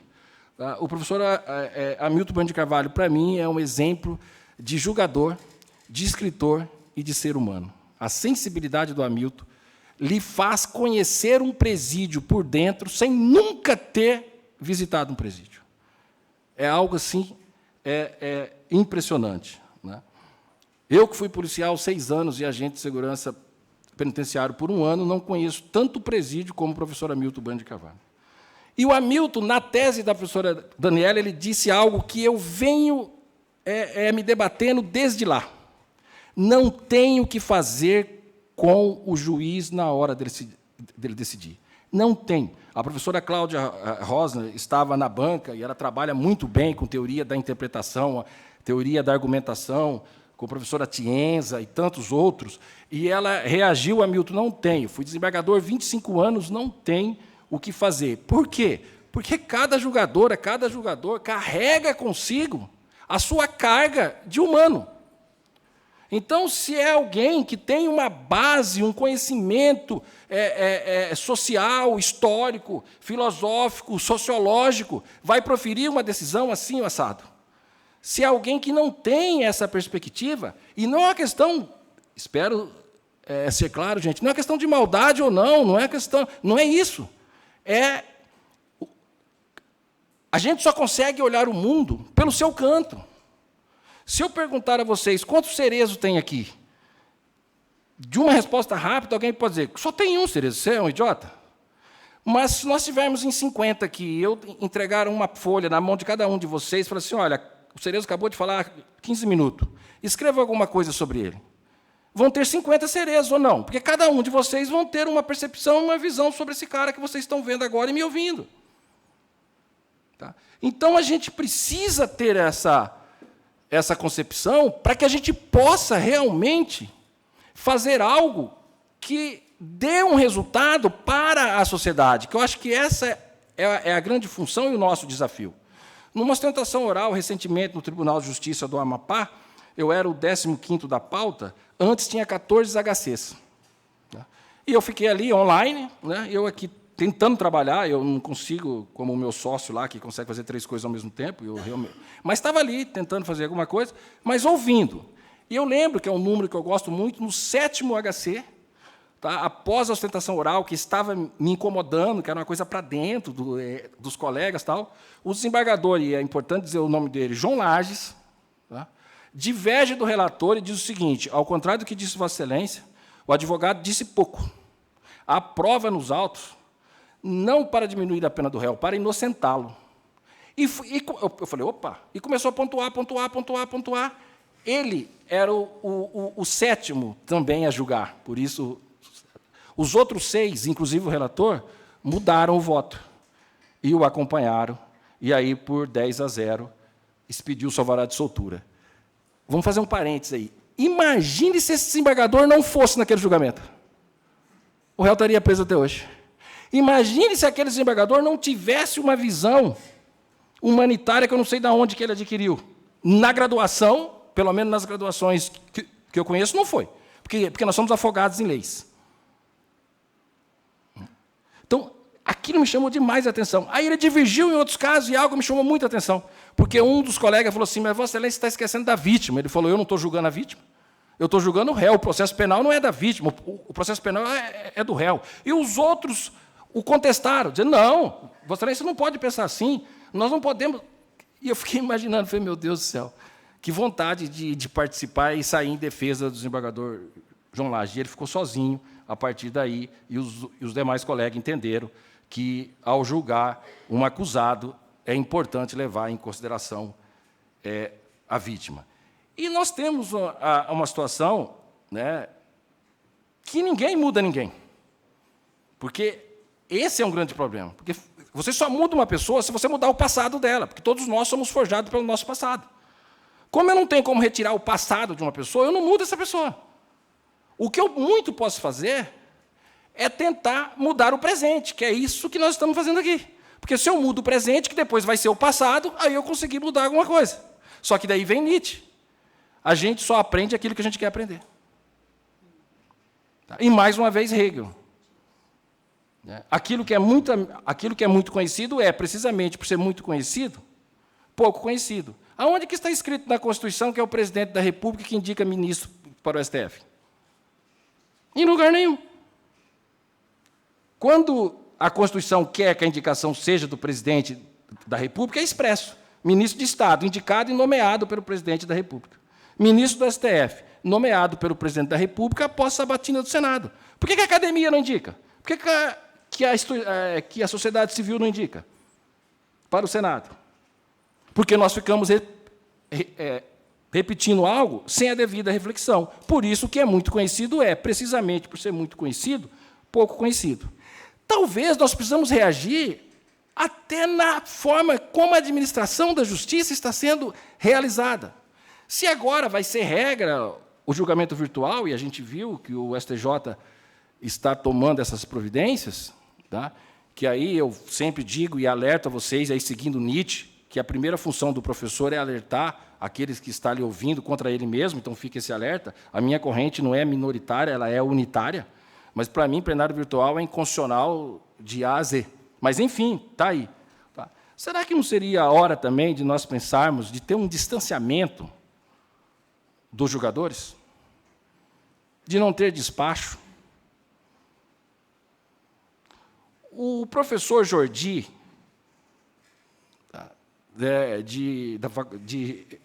é Girona, né? Girona. Ele disse algo muito importante, eu vou aqui fazer uma tradução livre. Um país onde se considera que o bom advogado é aquele que tem muitas influências com juízes, não é um país nem sério nem democrático. É um país autocrático e corrupto. Por desgraça, há vários no mundo. Será que nós não deveríamos pensar do que nós estamos fazendo com os nossos julgamentos? Será que não seria o caso de termos algumas travas nos tribunais, inclusive para a questão sanguínea? Será que nós não estamos naturalizando demais o absurdo? Seguindo o Mário Quintana, a resposta não interessa, o que interessa é a pergunta. Então, ficam aqui as perguntas. E aí, pedindo excusa à colega e aos colegas e a vocês, vou para esse finalzinho da minha fala no tema da modulação. Porque, vejam bem, a gente fala tanto de segurança jurídica, mas o tempo todo aqui, e muito bem dito, nós estamos o tempo todo falando sobre insegurança, por isso a modulação. Inclusive em ação para modular, porque, enfim. Tá? No agravo em recurso especial número 2123-334 de Minas Gerais, é uma questão criminal. O STJ proferiu um voto fantástico, que vale a pena ser lido. Tá? O ministro Marcelo Navarro, que coisa linda, porque ele foi lá, ele historiou, ele trouxe o caso dos irmãos Naves, para quem não se recorda, os irmãos Naves foram acusados, em Minas Gerais, de ter assassinado um senhor, que eu acho que tinha meu nome, Benedito, tá? E a prova foi toda produzida unilateralmente, inquérito policial, evidentemente sem contraditório, né, uma prova forjada, com torturas. Tá? E depois de 10 anos presos, tá, o morto aparece vivo. Né, e disse, estou acabando, ninguém cometeu nenhum homicídio. Tá? E, com base nisso, o STJ, então, entendeu, nesse julgamento, com esse voto maravilhoso, e reconhece no voto que o Brasil é tido, inclusive internacionalmente, como um país que pratica tortura na fase policial contra os investigados, e o STJ entendeu que essa prova, só baseada na confissão extrajudicial, ela é nula e é, portanto, indevida. Só que na modulação de efeitos, que eu não vou fazer a leitura aqui, porque o meu tempo já esgotou, estou pedindo desculpa, estou correndo, estou terminando, presidente. Tá? O STJ entendeu que, infelizmente, assim, preservamos a segurança jurídica ao evitar possíveis anulações de atos estatais, que, à luz da jurisprudência anterior, seriam reputados válidos. Ou seja, o STJ disse, olha, é tortura, é nulo, não pode, só que só daqui para frente. Os processos que estão em andamento, que ainda que tenha ocorrido a tortura, para preservar a segurança jurídica, não se pode modular os efeitos. É isso que é segurança jurídica? Tá? E o professor Marinoni trabalha de forma fantástica nesse livro, Coisa Julgada Inconstitucional, a questão do julgamento do STF, da questão tributária, em que o STF, todos nós sabemos, entendeu que cessar a eficácia da coisa julgada, mas ele não decide isso, ele não declara isso. E ele deixa de modular os efeitos. E o pior, tá, em argumentos, tá, segundo os quais o contribuinte, que já é um nome contraditório, né? Eu não quero pagar tributo e me chamam de contribuinte. Né? Que o contribuinte deveria saber que essa decisão poderia mudar. Tá? E, portanto, não modulou os efeitos. E a gente fica trabalhando o tempo todo com segurança jurídica. Me parece que nós temos aí um pouco de contradição na nossa fala. Eu tinha outros julgamentos aqui, outros julgados aqui, mas peço desculpa por tomar demais o tempo e, como eu disse, nessa minha ousadia e responsabilidade, mas espero que a gente possa refletir e termino com Mercedes Sosa, né, com aquela música fantástica dela, que eu só peço a Deus que a dor e a justiça não nos sejam indiferentes. Mas o Deus que eu peço não é o Deus de Silas Malafaia, não. É o Deus de Spinoza, é o Deus imanente, é o Deus da natureza, ou seja, somos nós. Então, eu peço a nós que a dor e a justiça não nos sejam indiferentes. Muito obrigado.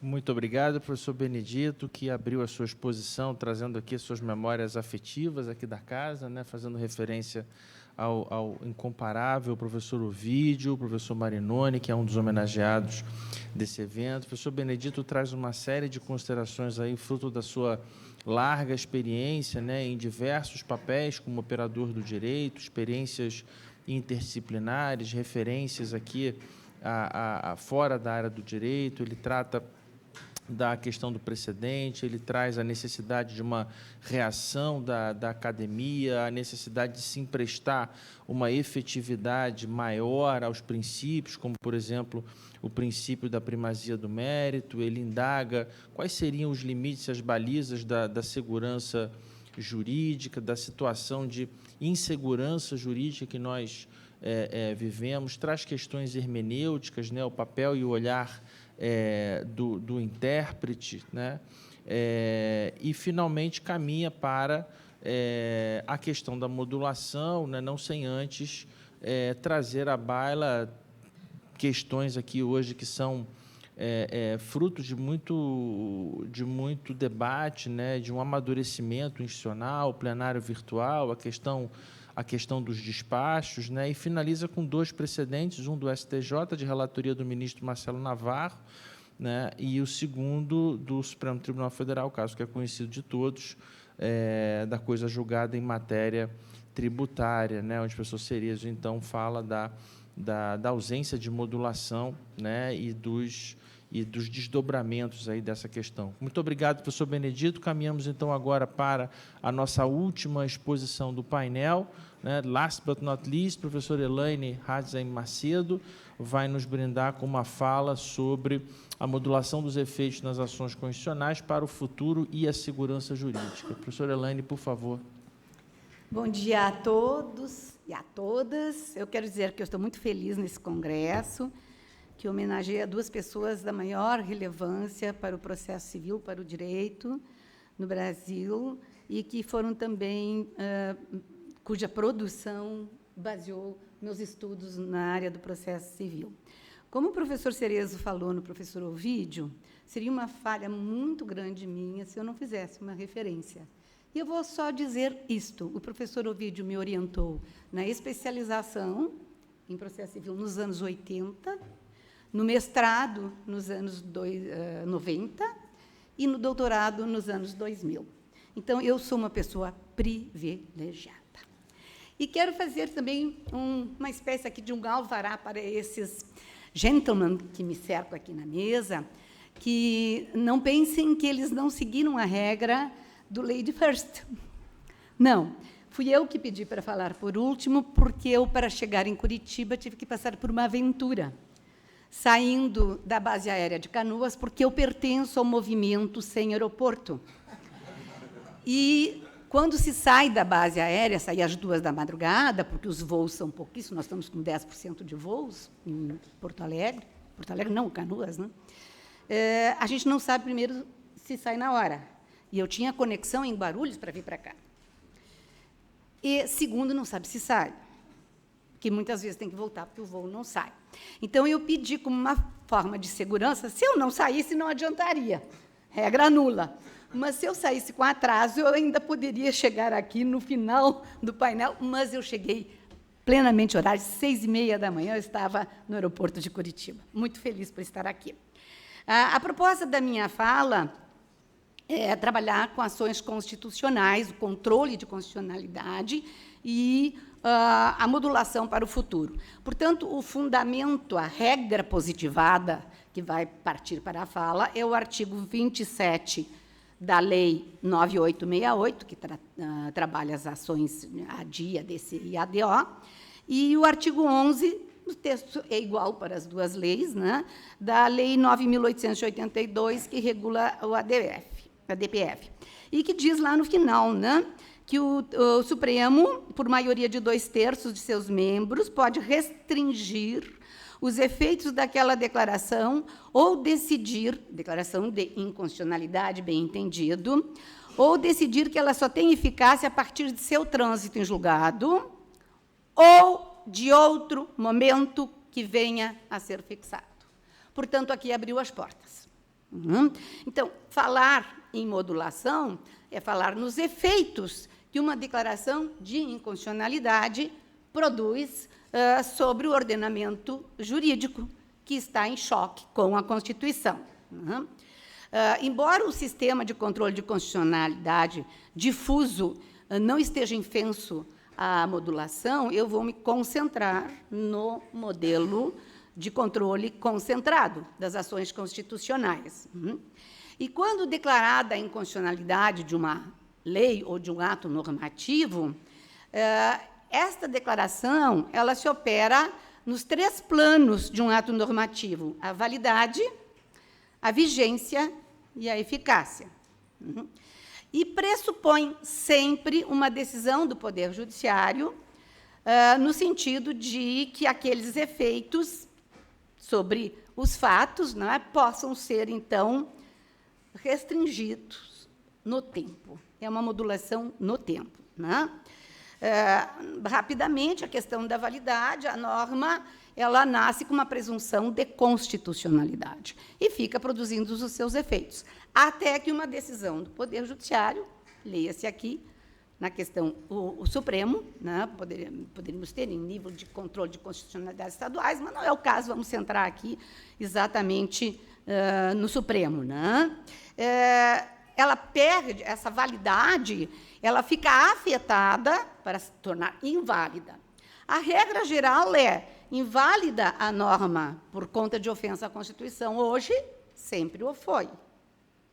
O que levaria, como regra geral, a produzir o efeito ex tunc, desde o seu início.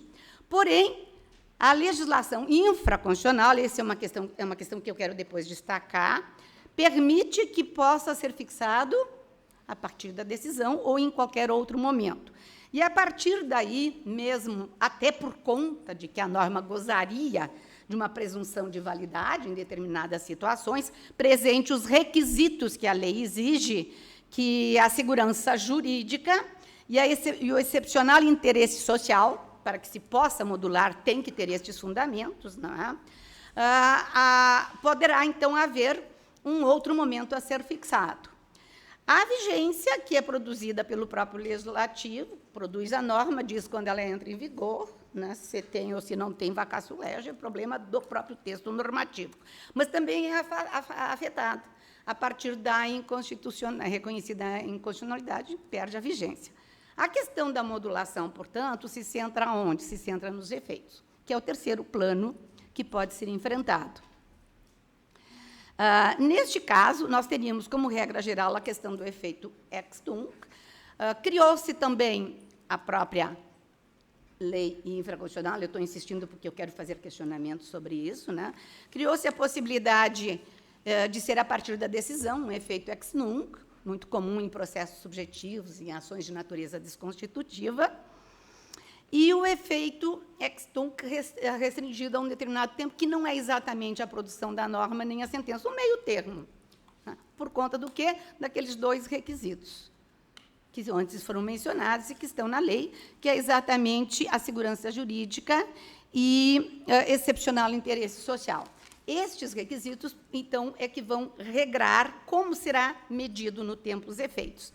Mas não é sobre isso que nós vamos falar. Nós queremos falar sobre a outra oportunidade, que é exatamente outro momento, a que venha a ser fixado por 2/3 dos membros do Supremo Tribunal. E aí nós chegamos na questão dos efeitos modulados para o futuro. De certa forma, não há uma coerência lógica com essa figura criada. Nós podemos até entender que a norma que tinha presunção de constitucionalidade possa produzir efeitos durante algum determinado tempo, seja a restrição ao ex nunc, seja o ex nunc, porque ela gozava desta presunção de validade, em razão, então, de seguranças jurídicas e também de interesse social. Agora, como admitir que uma norma declarada inconstitucional continue vigorando para o futuro, continue regulando os casos futuros? Isso é uma incongruência. Logicamente, não é possível aceitar isso.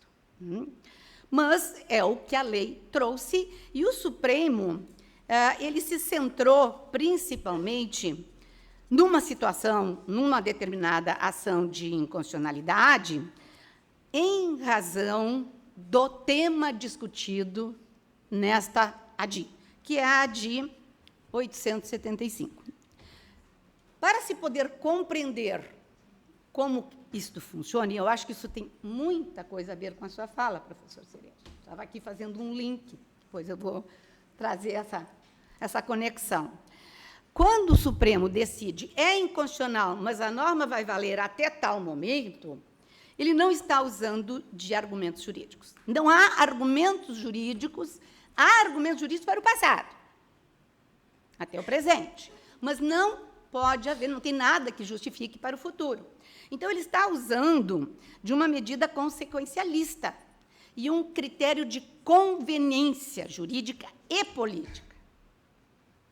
Ele não está agindo com fundamento no direito, para fixar que uma norma declarada inconstitucional continue vigorando. Nesse sentido, o caso em si, o julgamento em si é importante ser estudado, porque ele foi prosseguindo no feito com um somatório de inconstitucionalidades. É a ADI 875, que foi promovida pelo Estado do Rio Grande do Sul, mas a qual foram apensadas outras ADIs por outros estados. E qual era o tema? Claro que nós não vamos adentrar aqui na questão do direito material, mas o direito material aqui literalmente roubou a cena e foi o que motivou a aplicação, criando-se esse precedente, de modulação para o futuro. O que dizia essa ADI? Essa ADI era voltada contra a Lei Complementar 6289, que foi editada para durar nos anos de 1990 e 1991, que, a partir de determinados critérios que foram estabelecidos por um acordo político entre o governo federal e os estados para a distribuição de tributos, de receitas, em razão do Fundo de Participação dos Estados. Por que ela foi prevista apenas para 1990 e 1991? Porque não havia um consenso no Congresso para estabelecer esses critérios de distribuição dessas receitas, desses tributos, né? E, de outro lado, aguardava-se a solução do censo de 1990, porque se vivia um momento de um contexto socioeconômico de grandes mudanças. Então, não era interessante criar uma lei que se estendesse mais para o tempo. No entanto, vieram outras leis complementares com o único objetivo de prorrogar o prazo, ou seja, a lei continuava sendo aquela de 89. Ela foi prorrogada em 92, em 93, em 94.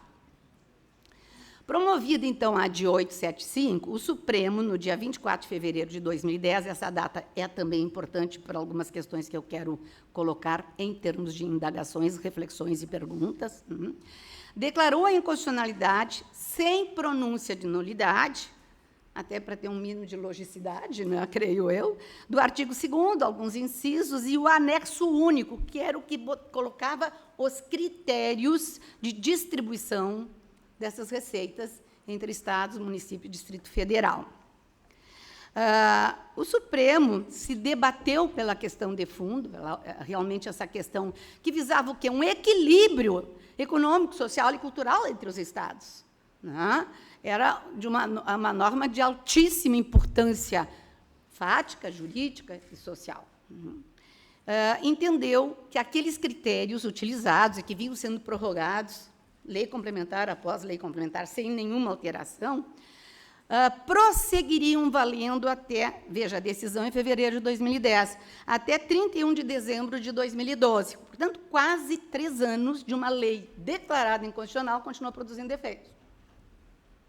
Até porque, nesse caso, efeitos retroativos não ia resolver nada. Os Estados iam ter que devolver o dinheiro que tinham recebido. Tá? Então, realmente, aqui, o problema não era o passado.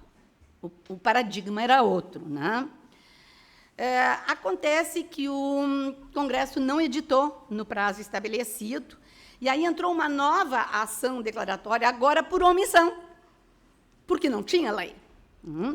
Venceu-se o prazo em 31 de dezembro, e, em sede de uma cautelar desta ação declaratória por omissão, de inconstitucionalidade por omissão, o ministro Ricardo Lewandowski prorrogou por mais 150 dias, houve outras prorrogações, e aí chegamos, então, em janeiro de 2013, perdão, essa data é a data da ADO. Seguiu-se que sobreveio a lei complementar em 17 de julho de 2013. O Supremo foi prorrogando, né? E a lei complementar veio a número 143. E aí, Nova diz sobre essa nova lei, porque esta lei continuou usando-se de critérios de distribuições que o Supremo já tinha dito que era inconstitucional. No voto da Carmen Lúcia, um dos critérios, porque ele era progressivo, ia sendo mudado, né? Um dos critérios só seria adotado no ano de 2280, distribuindo receitas que a União tinha recebido. Né? Então, nova, a DI 5.069, e o Supremo determinou que a nova lei, tem que vir a terceira lei, né? Para o prazo de 31 de dezembro de 2025. Ou seja, nós estamos só considerando a data da primeira decisão, não estou considerando nem a propositura da ação, nós estamos 15 anos num dos temas de maior relevância em matéria de equilíbrio dos estados, municípios, enfim, né? Nós estamos vivendo uma lei inconstitucional. E aqui é que eu quero fazer algumas indagações. Aqui eu acho que começa mesmo a minha fala. Quanto tempo eu tenho? Mas eu vou tentar ser bem rápida. O mais importante chega agora. Né? Primeiro, qual é a legitimidade, é uma pergunta que nós temos que responder, do órgão judiciário de permitir a manutenção, ainda que temporária, mas não é tão temporária, 15 anos, para mim, é muitos anos de vida. Né? Eu não sei se eu vou ainda viver 15 anos, então, para mim, é muito tempo. Né? Declarado inconstitucional. Se, de um lado, o Supremo, professor Cerezo, pode ser, vamos dizer assim, perdoado, porque ele fez aquilo que o senhor disse, decidiu. Essa é que é a verdade. O Supremo decidiu. Mas é um poder que, me parece, não pode estar na mão do Poder Judiciário. É um poder muito grande. Né? Isso é um primeiro. A legitimidade do Supremo poder fazer isso. 15 anos vivendo em um tema de grande relevância numa lei inconstitucional. E o que me parece um pouco mais grave, embora a questão seja mais formal, quem autoriza isso? A Constituição? Pode não ser a melhor solução, mas se a Constituição autorizasse isso, a coisa ainda tinha uma certa logicidade jurídica. Não, uma lei infraconstitucional. Então, também sobre esse aspecto de origem, me parece que nós estamos vivendo um grande problema, né, que tem que ser enfrentado de alguma forma. O outro é os limites dessa modulação, não só na questão do tempo, mas até de conteúdo. No tempo, nós vimos que 15 anos de prorrogação. Eu não sei se não vai ter mais prorrogação. Se tiver um outro congresso, depois de 25, a gente volta a conversar, né? Porque não tem bola de cristal. Né? E aí a gente fica pensando em algumas soluções. E não me parece que a questão da Constituição resolva todos os problemas. Tornaria menos grave se a própria Constituição estabelecesse isso, mas ainda me parece que é muito poder para o Supremo. E os poderes, né, isso vem de Montesquieu, eles têm que ser controlados, eles têm que ser limitados. Né? E outro problema que a gente pode, em alguns tipos de ações dessa natureza, detectar, que é a inabilidade estrutural do Supremo de decidir certas questões. Um dos exemplos, que a gente não tem nada a ver com a questão do pró-futuro, né, da modulação, e o senhor citou aqui, eu fiz esse link também, a DPF do sistema carcerário. Houve uma decepção daqueles que investiram nessa DPF, porque a montanha paria um rato. Né? Foi pouco avanço. Mas por que foi pouco avanço? Porque o Supremo não queria avanço, não está na mão do Supremo. Tem coisas que são típicas do Executivo e outras são típicas do Legislativo. Legislar essa questão da distribuição, eu confesso para vocês, eu tentei entender um pouco, não entendi nada daqueles critérios, como um remédio, não é minha área de trabalho. Eu acho, bom, não tem problema, não, a fala não é sobre o direito material. Não. Tem coisas que são do Congresso. O problema não está no Supremo. Eu não tenho procuração para defender o Supremo, mas, neste caso, eu até defendo. Decidiu alguma... O pior era não ter distribuição de recursos entre os estados e os municípios e o Distrito Federal. Né? Então, ele estava numa escolha de Sofia. Ou mantinha a lei inconstitucional ou quebrava o Brasil. Eu acho que qualquer um de nós, nessa escolha de Sofia, vamos viver sob a lei inconstitucional. É melhor ela do que nada. Né? Os meios justificam... O fim justifica os meios. Eu trago aqui, rapidamente, eu estou me encaminhando para o final, em algumas áreas, e eu acho que isso vem ao encontro do que eu quero manifestar, que o Supremo é inábil para entrar em determinadas áreas, e uma delas é uma legislação complexa, é na área do direito eleitoral. Mais de uma vez, o Supremo decidiu pela inconstitucionalidade de algumas leis eleitorais. Então, o que ele fazia? Olha, do prazo para o Congresso, não estabelecia prazo. Havia a ordem, o comando para que o Congresso declarou inconstitucional, saiu fora, né, ficou inválida, sem vigência, e o efeito era imediato. Mas isso não deixa de ser um recado que o Congresso teria que legislar. Mas o Supremo tem um grande socorro nessa seara, que é o poder normativo do Tribunal Superior Eleitoral. E, nestes casos em que leis que precisavam ter regramento, uma delas, inclusive, a infidelidade partidária, que foi considerada inconstitucional, o próprio Supremo disse para o TSE, normativa, edita resolução, vai ser válida até que o Congresso trabalhe e faça a lei. Mas lá o sistema é outro, ele tem este recurso. Né?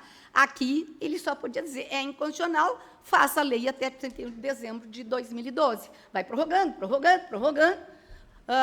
faça a lei até 31 de dezembro de 2025. E, se não for feita a lei, nós teremos ainda mais uma prorrogação e vamos continuar com um sistema completamente viciado, que prejudica profundamente as nossas diferenças regionais, que o Brasil é um país continental. Por outro lado, só para já completando, pedindo desculpas que eu também já me ultrapassei meu tempo, lembrar que nós vivemos, sim, uma época do pêndulo, né, que o poder vai mudando. Nós pegarmos o século XIX e as primeiras décadas do século XX, o poder, criação do poder, criação da norma jurídica, centrava-se no poder legislativo. O direito se centrava no poder legislativo. A partir das últimas décadas do século XX, as primeiras deste século, houve uma grande transferência, o que nós estamos falando em todo este congresso sustenta essa afirmação, colocando a criação do direito, o poder de criação do direito nas mãos do judiciário. Mas, e as palavras não são minhas, as palavras são de Picardi, Nicola Picardi, há também um pêndulo hoje para a doutrina. principalmente em questões de direitos fundamentais, em questões de constitucionalidade, direito constitucional, a constitucionalidade das normas e tudo. A doutrina passa a ter uma força criativa do direito que não pode ser mais desrespeitada. E, para tanto, eu acho que congressos como desta natureza, foi um erro terem me convidado, eu não devia estar aqui, mas eu não tinha como não aceitar, principalmente a minha grande amiga Tereza, mas com nomes, eu estava lendo a nominata, que pena que eu não pude assistir muito desses, porque cheguei essa madrugada, eu acho que nós estamos no caminho certo. A doutrina está, sim, sendo construída e fazendo o seu papel para ajudar nessas soluções. Já que o Congresso não faz lei, já que o Supremo está contra a parede numa escolha de Sofia, vamos nós, eu também não tenho resposta, vamos nós, a doutrina, todos juntos, construir soluções mais adequadas, tanto à segurança jurídica, como também à resolução dos fatos, que é o que realmente importa. Muito obrigada.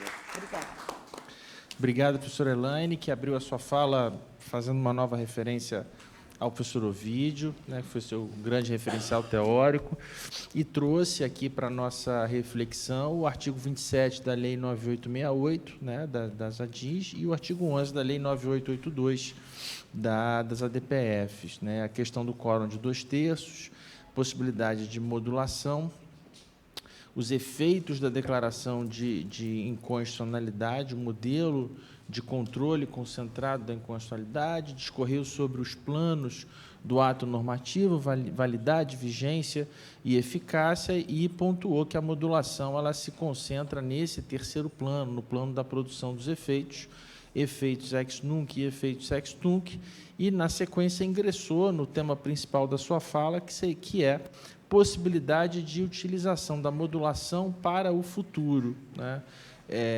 E aí traz à baila a ADIM 875, e como uma norma já considerada inconstitucional pode permanecer válida por um período de tempo, nesse caso concreto que foi trazido, um período até bastante expressivo de 15 anos. Ressalto aqui, em situações como essa, o Judiciário age com fundamento político. Nesse caso em concreto, acabou por existir uma sobreposição de ações diretas de inconstitucionalidade com superveniência de lei específica sobre o assunto. A professora questiona a legitimidade do Poder Judiciário para tanto, qual que é a base normativa, que deveria haver uma norma constitucional a embasar esse tipo de posicionamento, e não apenas uma norma infraconstitucional. Questões como essa, elas acabam tensionando a repartição de competências entre o Poder Judiciário e o Poder Legislativo, fica menos nítida essa repartição, fica um pouco mais embaçada essa repartição de competências, na medida em que o Judiciário tem também uma natural dificuldade em se imiscuir em determinadas searas, e, por fim, traz a questão do direito eleitoral, onde há aí uma autorização expressa para um poder normativo do TSE, e todos nós que trabalhamos em eleições sabem que as eleições nos últimos anos todas são feitas com base em resoluções do TSE, tendo em vista o enorme atraso na atualização da legislação eleitoral. Termina a sua fala trazendo a questão do pêndulo, da mudança do centro gravitacional do Poder Legislativo para o Poder Judiciário, e finaliza trazendo a obra do Picardi, do papel que a doutrina tem tem o grande potencial de contribuir dentro dessas questões, e é para isso que todos nós estamos aqui em encontros como esse, numa jornada como essa. Meus amigos, como dizia o professor Barbosa Moreira, nós somos a única coisa que separa os senhores da hora do almoço, que nos coloca numa posição bastante difícil. Então, são 12, meio-dia e 11, estamos caminhando para o final. Pergunto ao auditório se alguém gostaria de fazer uma pergunta, uma colocação, muito rapidamente, por favor.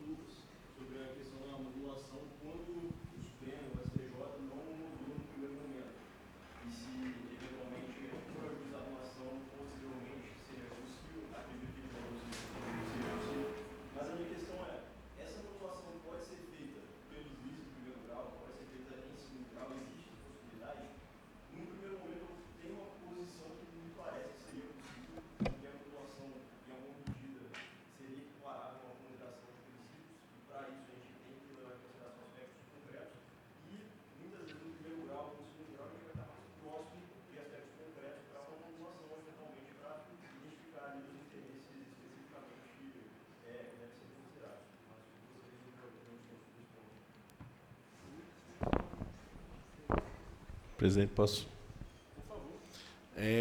Como é o nome do colega?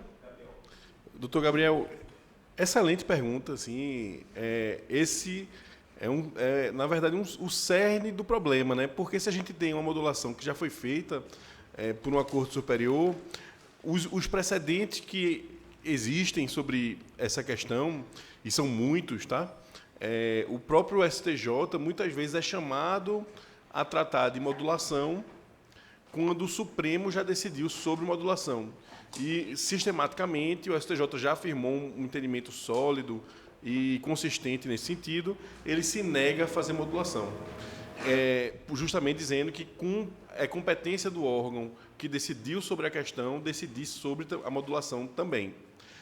Então, se a gente pega essa ratio e aplica ela de maneira generalizada, a gente teria aí uma vedação a essa modulação ser examinada por outros órgãos, o que me parece problemático. Então, eu reconheço que há esse entendimento jurisprudencial, reconheço que ele vem sendo aplicado de maneira consistente. Então, recentemente, há uma decisão da STJ, inclusive, em que ele foi chamado a modular uma decisão de um órgão maior, agora não me recordo se uma sessão ou se a Corte Especial, e o próprio STJ e a própria turma se negou a analisar a questão, uma vez que ela tinha sido definida por por uma composição maior da Corte, um órgão de composição maior. Então, nesse contexto, me parece que o principal problema e entrave para uma distinção de superação é exatamente a questão da competência. Reconhecido esse entrave, porém, do ponto de vista estritamente técnico e crítico, que me parece ser o papel da doutrina, há de se reconhecer que, se a modulação é tida como uma ratio decidente, me parece que de fato ela é, ou pelo menos uma parte dessa ratio, por outro lado, a gente sabe muito bem que a competência para a superação ela é restrita exclusivamente para o tribunal ou um tribunal superior que editou aquele precedente obrigatório. Então, nós temos uma restrição da competência para a superação, mas a competência para a distinção é ampla. Então, um juiz do interior do Paraná, ele pode e deve, se for o caso, decidir pela distinção de um precedente do Supremo Tribunal Federal. Então, ao decidir o caso, ele deve se ater às particularidades dele, e se as particularidades exigirem que ele afaste o precedente, ele deve, assim, decidir. Então, me parece que, como a gente está falando propriamente de uma distinção, isso é, se uma modulação de efeitos feita de maneira geral, ela aplicada a um caso que tem condições particulares que tornam esse caso distinto, isso me parece, sim, ser possível a qualquer órgão judicial. Afinal de contas, ele não está afastando a modulação ou fazendo uma nova modulação, o que ele está fazendo é uma distinção, então, atingindo um âmbito de lacuna decisória, efetivamente. Então, me parece que esse é um caminho. É evidente que há riscos aí de distinções inconsistentes, como há na própria aplicação do precedente, mas essa é uma reflexão inicial, e, Gabriel, eu lhe agradeço pela excelente pergunta. Muito bom, Gabriel. E a gente tem visto questões aí, ultimamente, a questão do rol taxativo da ANS, né, que houve o entendimento do STJ e depois acabou havendo uma superação por uma legislação superveniente, questão de possibilidade de pagamento de honorários à Defensoria Pública quando litiga contra o Estado do qual faz parte, né, que havia entendimento do STJ no sentido, e o Supremo muda esse entendimento. Então, em algum momento, não se exclui a possibilidade de que, numa dessas superações por instância superior, a gente tenha também aí embutido algum quê de distinção ou de modulação, né? Alguém tinha levantado a mão por favor.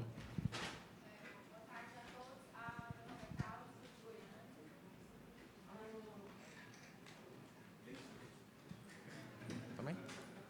Bom, a minha pergunta vem até... A minha pergunta vem até num complemento com a do colega, o Gabriel. Em Goiás aconteceu recentemente uma situação peculiar, e eu vou ser bem breve, para não tomar mais o tempo dos senhores, que foi o STF fixou uma tese em recurso extraordinário com repercussão geral em relação à inconstitucionalidade de uma lei local. Inconstitucionalidade formal, foi a majoração de tributos via decreto, enfim, e existiu uma ADI em trâmite no Tribunal de Justiça de Goiás. E essa ADI, a meu ver, ao ver digamos assim, da comunidade jurídica em Goiânia, em Goiás, teria perdido o objeto em razão da fixação, porque o STF enfrentou a lei de Goiás, o decreto de Goiás, perdão. Mas a ADI, que teve a iniciativa de uma federação em Goiás, ela não perdeu o objeto e foi julgada. Foi julgada e observou o entendimento do STF, mas modulou os efeitos. E isso a gente nunca tinha visto. Então, ocorreu uma modulação de efeitos que pegou assim, uma modulação até grave, e pegou todo mundo de surpresa, modulação pelo tribunal local de uma decisão do Supremo Tribunal Federal, que não modulou, né, fixou uma tese, o tema, tal, sem modulação. E aí a minha pergunta à mesa, né, a quem se sentir mais à vontade, primeiro, se isso pode, me parece que não, mas também estamos aqui nas reflexões, se talvez uma modulação local não seja algo novo, né? E, diante desse cenário, que é uma federação que ajuizou a ADI e não vai recorrer, ela está satisfeita com o cenário, teoricamente representando os contribuintes, mas os contribuintes não são contemplados com a modulação. Existiria algum mecanismo, talvez a reclamação constitucional, e por quem? Porque seria um jurisdicionado comum, porque a federação que entrou com a ADI não vai ao Supremo. Obrigada.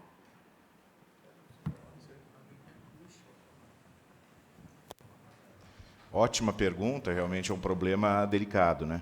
Me parece, e indo um pouco na linha do que falou o Lucas, e talvez em algum aspecto pensando de outra forma, eu acho que me parece que quem fixa o precedente é que vai ter que estabelecer a modulação. Até porque o precedente serve para garantir isonomia, né? Então, se quem vai aplicar o precedente é que vai modular, a gente vai ter quebra de isonomia, porque em cada local vai ser aplicado de uma forma. Então, acho que o caminho correto teria sido, de fato, respeitar aquilo que foi estabelecido pelo STF. Ele deveria ter expressamente se manifestado a respeito da modulação, até se falou dos embargos de declaração aqui para isso. Acho que a gente tem que acabar entendendo que, se não houve manifestação expressa, não houve modulação, e a aplicação disso não depende de quem aplica, e sim o precedente tem que ser respeitado, e respeitado de forma uniforme para não correr quebra da isonomia. Me parece que o caminho seria esse. Não sei se alguém pensa aqui diferente, quer se manifestar. Ninguém quer se... Pois não. A doutora Carla traz um caso bem interessante, né? A primeira reflexão que eu tenho sobre o caso, seria uma dúvida, é que se esse controle do Supremo ele foi feito de maneira incidental em controle difuso, com repercussão geral. Então, tem um primeiro aspecto que é interessante aí, que é o fato de haver, primeiro, esse controle difuso no Supremo, enquanto o controle que estava sendo realizado no tribunal era um controle por ação concentrado. Então, até a forma de modulação aí é discutível, né? Porque, como a professora Elaine bem trouxe, a 9868 regula a modulação de um jeito, e o entendimento que tem sido firmado é que essa modulação até pode ser aplicada no controle difuso, mas a modulação de precedente é uma outra coisa, né? No final das contas, quando a gente pensa em controle concentrado, a gente está falando de uma decisão que, em seu dispositivo, ela trata da constitucionalidade da lei. Então, se esse controle é feito no dispositivo, isso é muito diferente de um fundamento decisório que depois vai ser universalizado e por conta disso, deve ser obrigatoriamente aplicado. Então, essa questão, primeiro, me parece que é um aspecto relevante para a nossa reflexão. Entender que uma coisa é a modulação da decisão e do efeito constitutivo negativo sobre a lei que ela produz, né? E, embora reconheça também que haja discussão se essa eficácia é constitutiva ou declaratória, né? Os constitucionalistas pendem mais para a eficácia declaratória. Eu me alinho muito mais ao posicionamento do professor Marcelo Neves, que entende que essa é uma eficácia constitutiva negativa. Ele tem o trabalho de mestrado dele, Teoria da Constitucionalidade das Leis, e ele me parece ali, isso é um trabalho publicado pela Saraiva na década de 80, que me parece ser definitivo sobre essa pergunta. Então, há esse conflito da superação pelo Supremo e da superação pelo Tribunal. Então, eu tenho dificuldade de dizer que o tribunal ele estaria proibido realmente de fazer essa modulação se o próprio controle concentrado de constitucionalidade teria uma autorização para isso. Agora, claro, me parece que essa questão ela pode sim ser submetida ao Supremo Tribunal Federal, que vai poder examinar a questão. Como a princípio eu vejo, mas é uma questão complexa que merece uma reflexão mais aprofundada, doutora. Obrigado aí por trazê-la. Por favor. Tudo bem? Bom, queria primeiro parabenizar a mesa sensacional, parabéns aí a todos e aí a professora também, excelente exposição. Eu roubei aqui o tempo dele, eu vou fazer a pergunta, mas na sequência ele já faz a dele, em homenagem justamente ao tempo do almoço. Eu vou trazer para vocês o desafio do tema da Selic. Eu queria a impressão justamente dos professores e da professora sobre o que pensam a respeito. A gente teve uma orientação da Corte Especial no ano de 2008.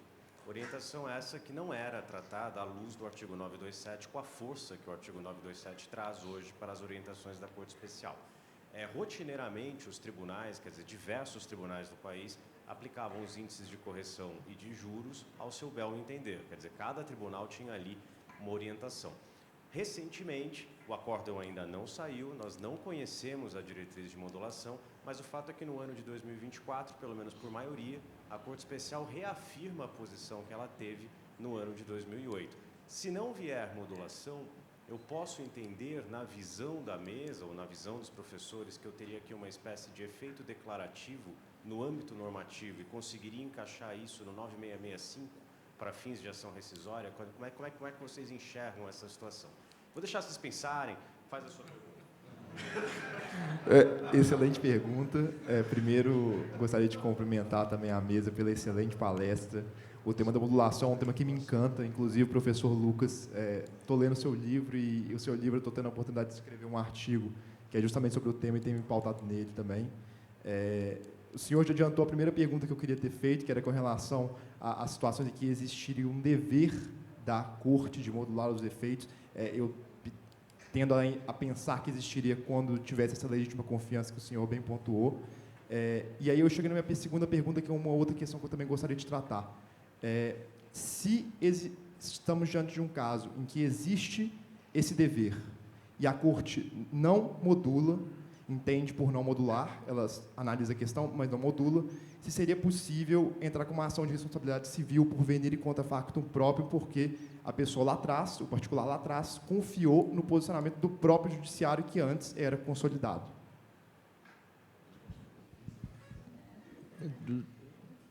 Duas perguntas excelentes. Essa questão da Selic, você sabe que umas 2 semanas atrás a gente enfrentou de lado essa questão lá na 5ª Câmara de Direito Privado, porque a sentença tinha sido proferida antes da vigência da lei. Quando a gente chama para julgamento, a lei tinha acabado de entrar em vigor, né? A vigência da lei acho que foi 27 ou 28 de agosto, por aí, e a sessão foi na primeira semana de setembro. O juiz, na sentença, não usou a Selic, porque, na época, o entendimento majoritário do TJRJ era por desprezar a Selic no 406. Ele não alega isso no recurso de apelação. E, da tribuna, o advogado diz que queria que fosse aplicada a Selic, porque a nova lei já está em vigor no momento em que essa Câmara está deliberando. E o advogado da parte contrária dizia, não, você não colocou isso no seu recurso de apelação, né? Não, mas é matéria de juros é matéria de ordem pública, pedido implícito, o tribunal pode conhecer independentemente de estar no recurso de apelação. E a diferença do valor final era astronômica, né? Então, é uma questão que vai dar muito panos para a manga. Quem se aventura aí, professora Elaine, vai... Absorver todas as questões que dizem respeito ao tema. É uma reflexão que eu digo hoje, talvez que nem o professor ouvi, não sei se vou dizer isso em 2025, né? Mas tudo bem. Eu tenho concluído, até agora, de que quando se trata de efeitos pró-futuro, a modulação pró-futuro, eu só reconheço nas ações de inconstitucionalidade, por conta das leis que a regulam, ainda que eu entenda também que o tema não seria infraconstitucional, mas constitucional. Mas, de qualquer forma, é o que temos, né? No que diz respeito ao sistema difuso, né, Os fundamentos jurídicos não são essas duas leis, os fundamentos jurídicos são o próprio CPC e todo o sistema de precedentes. E aí eu não consigo defender um efeito pró-futuro de uma norma inconstitucional assim reconhecida no difuso. Não resolve toda a pergunta, porque a pergunta tem mais complexidades, mas eu já restringiria os aspectos para os efeitos ex tunc restrito ou, quiçá, ex nunc. Corrigir esses fatos, principalmente por aquele fator de que, bem ou mal, eles foram produzidos numa lei que, em tese, era constitucional. E aí a segurança jurídica, o interesse social relevante motivariam. Então, pelo menos, vamos dizer assim, o campo já fica mais limitado, né, para discutir. Mas, realmente, eu também não tenho uma resposta pronta para os questionamentos, são bem profundos e eu, particularmente, precisaria me debruçar mais. Mas eu seguiria mais ou menos essa linha, admitindo efeitos ex tunc restrito, ou, se for o caso, ex nunc. E sempre o ex nunc se confunde um pouco com o... Eles estão causando insegurança jurídica. É verdade. As duas questões também são questões assim dificílimas, né, que não, eu tenho dúvida se nos 15 minutos de palestra a gente poderia responder elas a contento. Mas vou ser muito breve, pontuando, porque a questão da rescindibilidade e os precedentes que, em regra, têm eficácia retroativa é uma questão dificílima. Eu tenho um texto que eu estou tentando elaborar isso, mas é um texto que eu decidi, inclusive, jogar ele lá na minha pasta, esquecer um pouquinho ele e depois voltar, né? Porque eu acho que é um tema que merece uma reflexão bem ponderada sobre ele. Mas, a princípio, a minha resposta é que existe a rescindibilidade. É uma resposta que... E esse é um tema que a resposta que eu lhe der, ela é desagradável, tá? Se eu lhe digo que a rescindibilidade, eu acho que tem uma observância maior do sistema que está posto, mas, do ponto de vista consequencialista, isso é muito ruim. Então, o próprio Supremo não está alheio a esse problema. Se a gente lembra a tese tributária do século, o ICMS na base de cálculo PIS/COFINS, a modulação de efeitos feita pelo Supremo gerou uma judicialização gigante. Eu não tenho segurança quanto aos números, mas, salvo engano, foi o ministro Gilmar quem apontou que 78% das ações propostas quanto à tese são posteriores à modulação, considerando a modulação. Então, a modulação, ela tem aí um aspecto também consequencialista, que a Lei de Introdução às Normas de Direito Brasileiro determina que sejam considerados, que acaba estimulando ou não a judicialização. Então, a gente fica realmente ali numa corda bamba, com dois pesos difíceis, cada um de um lado, que é a gente preservar uma visão de justiça mais adequada, que dá a cada um que é seu, efetivamente, e, de outro lado, uma questão mais pragmática de, ao tentar fazer isso, a gente minar o próprio sistema de justiça diante de suas possibilidades práticas, efetivas, de entregar a todos o que ele se pretende. Então, a pergunta do professor Elias é uma pergunta dificílima, porque ela não tem uma resposta boa. Se a gente responder pela rescindibilidade, a gente cria uma série de problemas. Se a gente responder pela não rescindibilidade, a gente barra alguns problemas, mas a gente cria problemas de justiça também, que são problemas graves e precisam também ser considerados. Eu me arriscaria a dizer que, dada dos últimos julgamentos do Supremo, há uma tendência realmente de relativizar a coisa julgada, né? O que para mim é muito ruim. Muito ruim. Já escrevi sobre o tema e considero muito ruim essa tendência. Mas, pessoal, a gente já levou um cartão vermelho aqui da organização, 12h32. Muitíssimo obrigado a todos os palestrantes.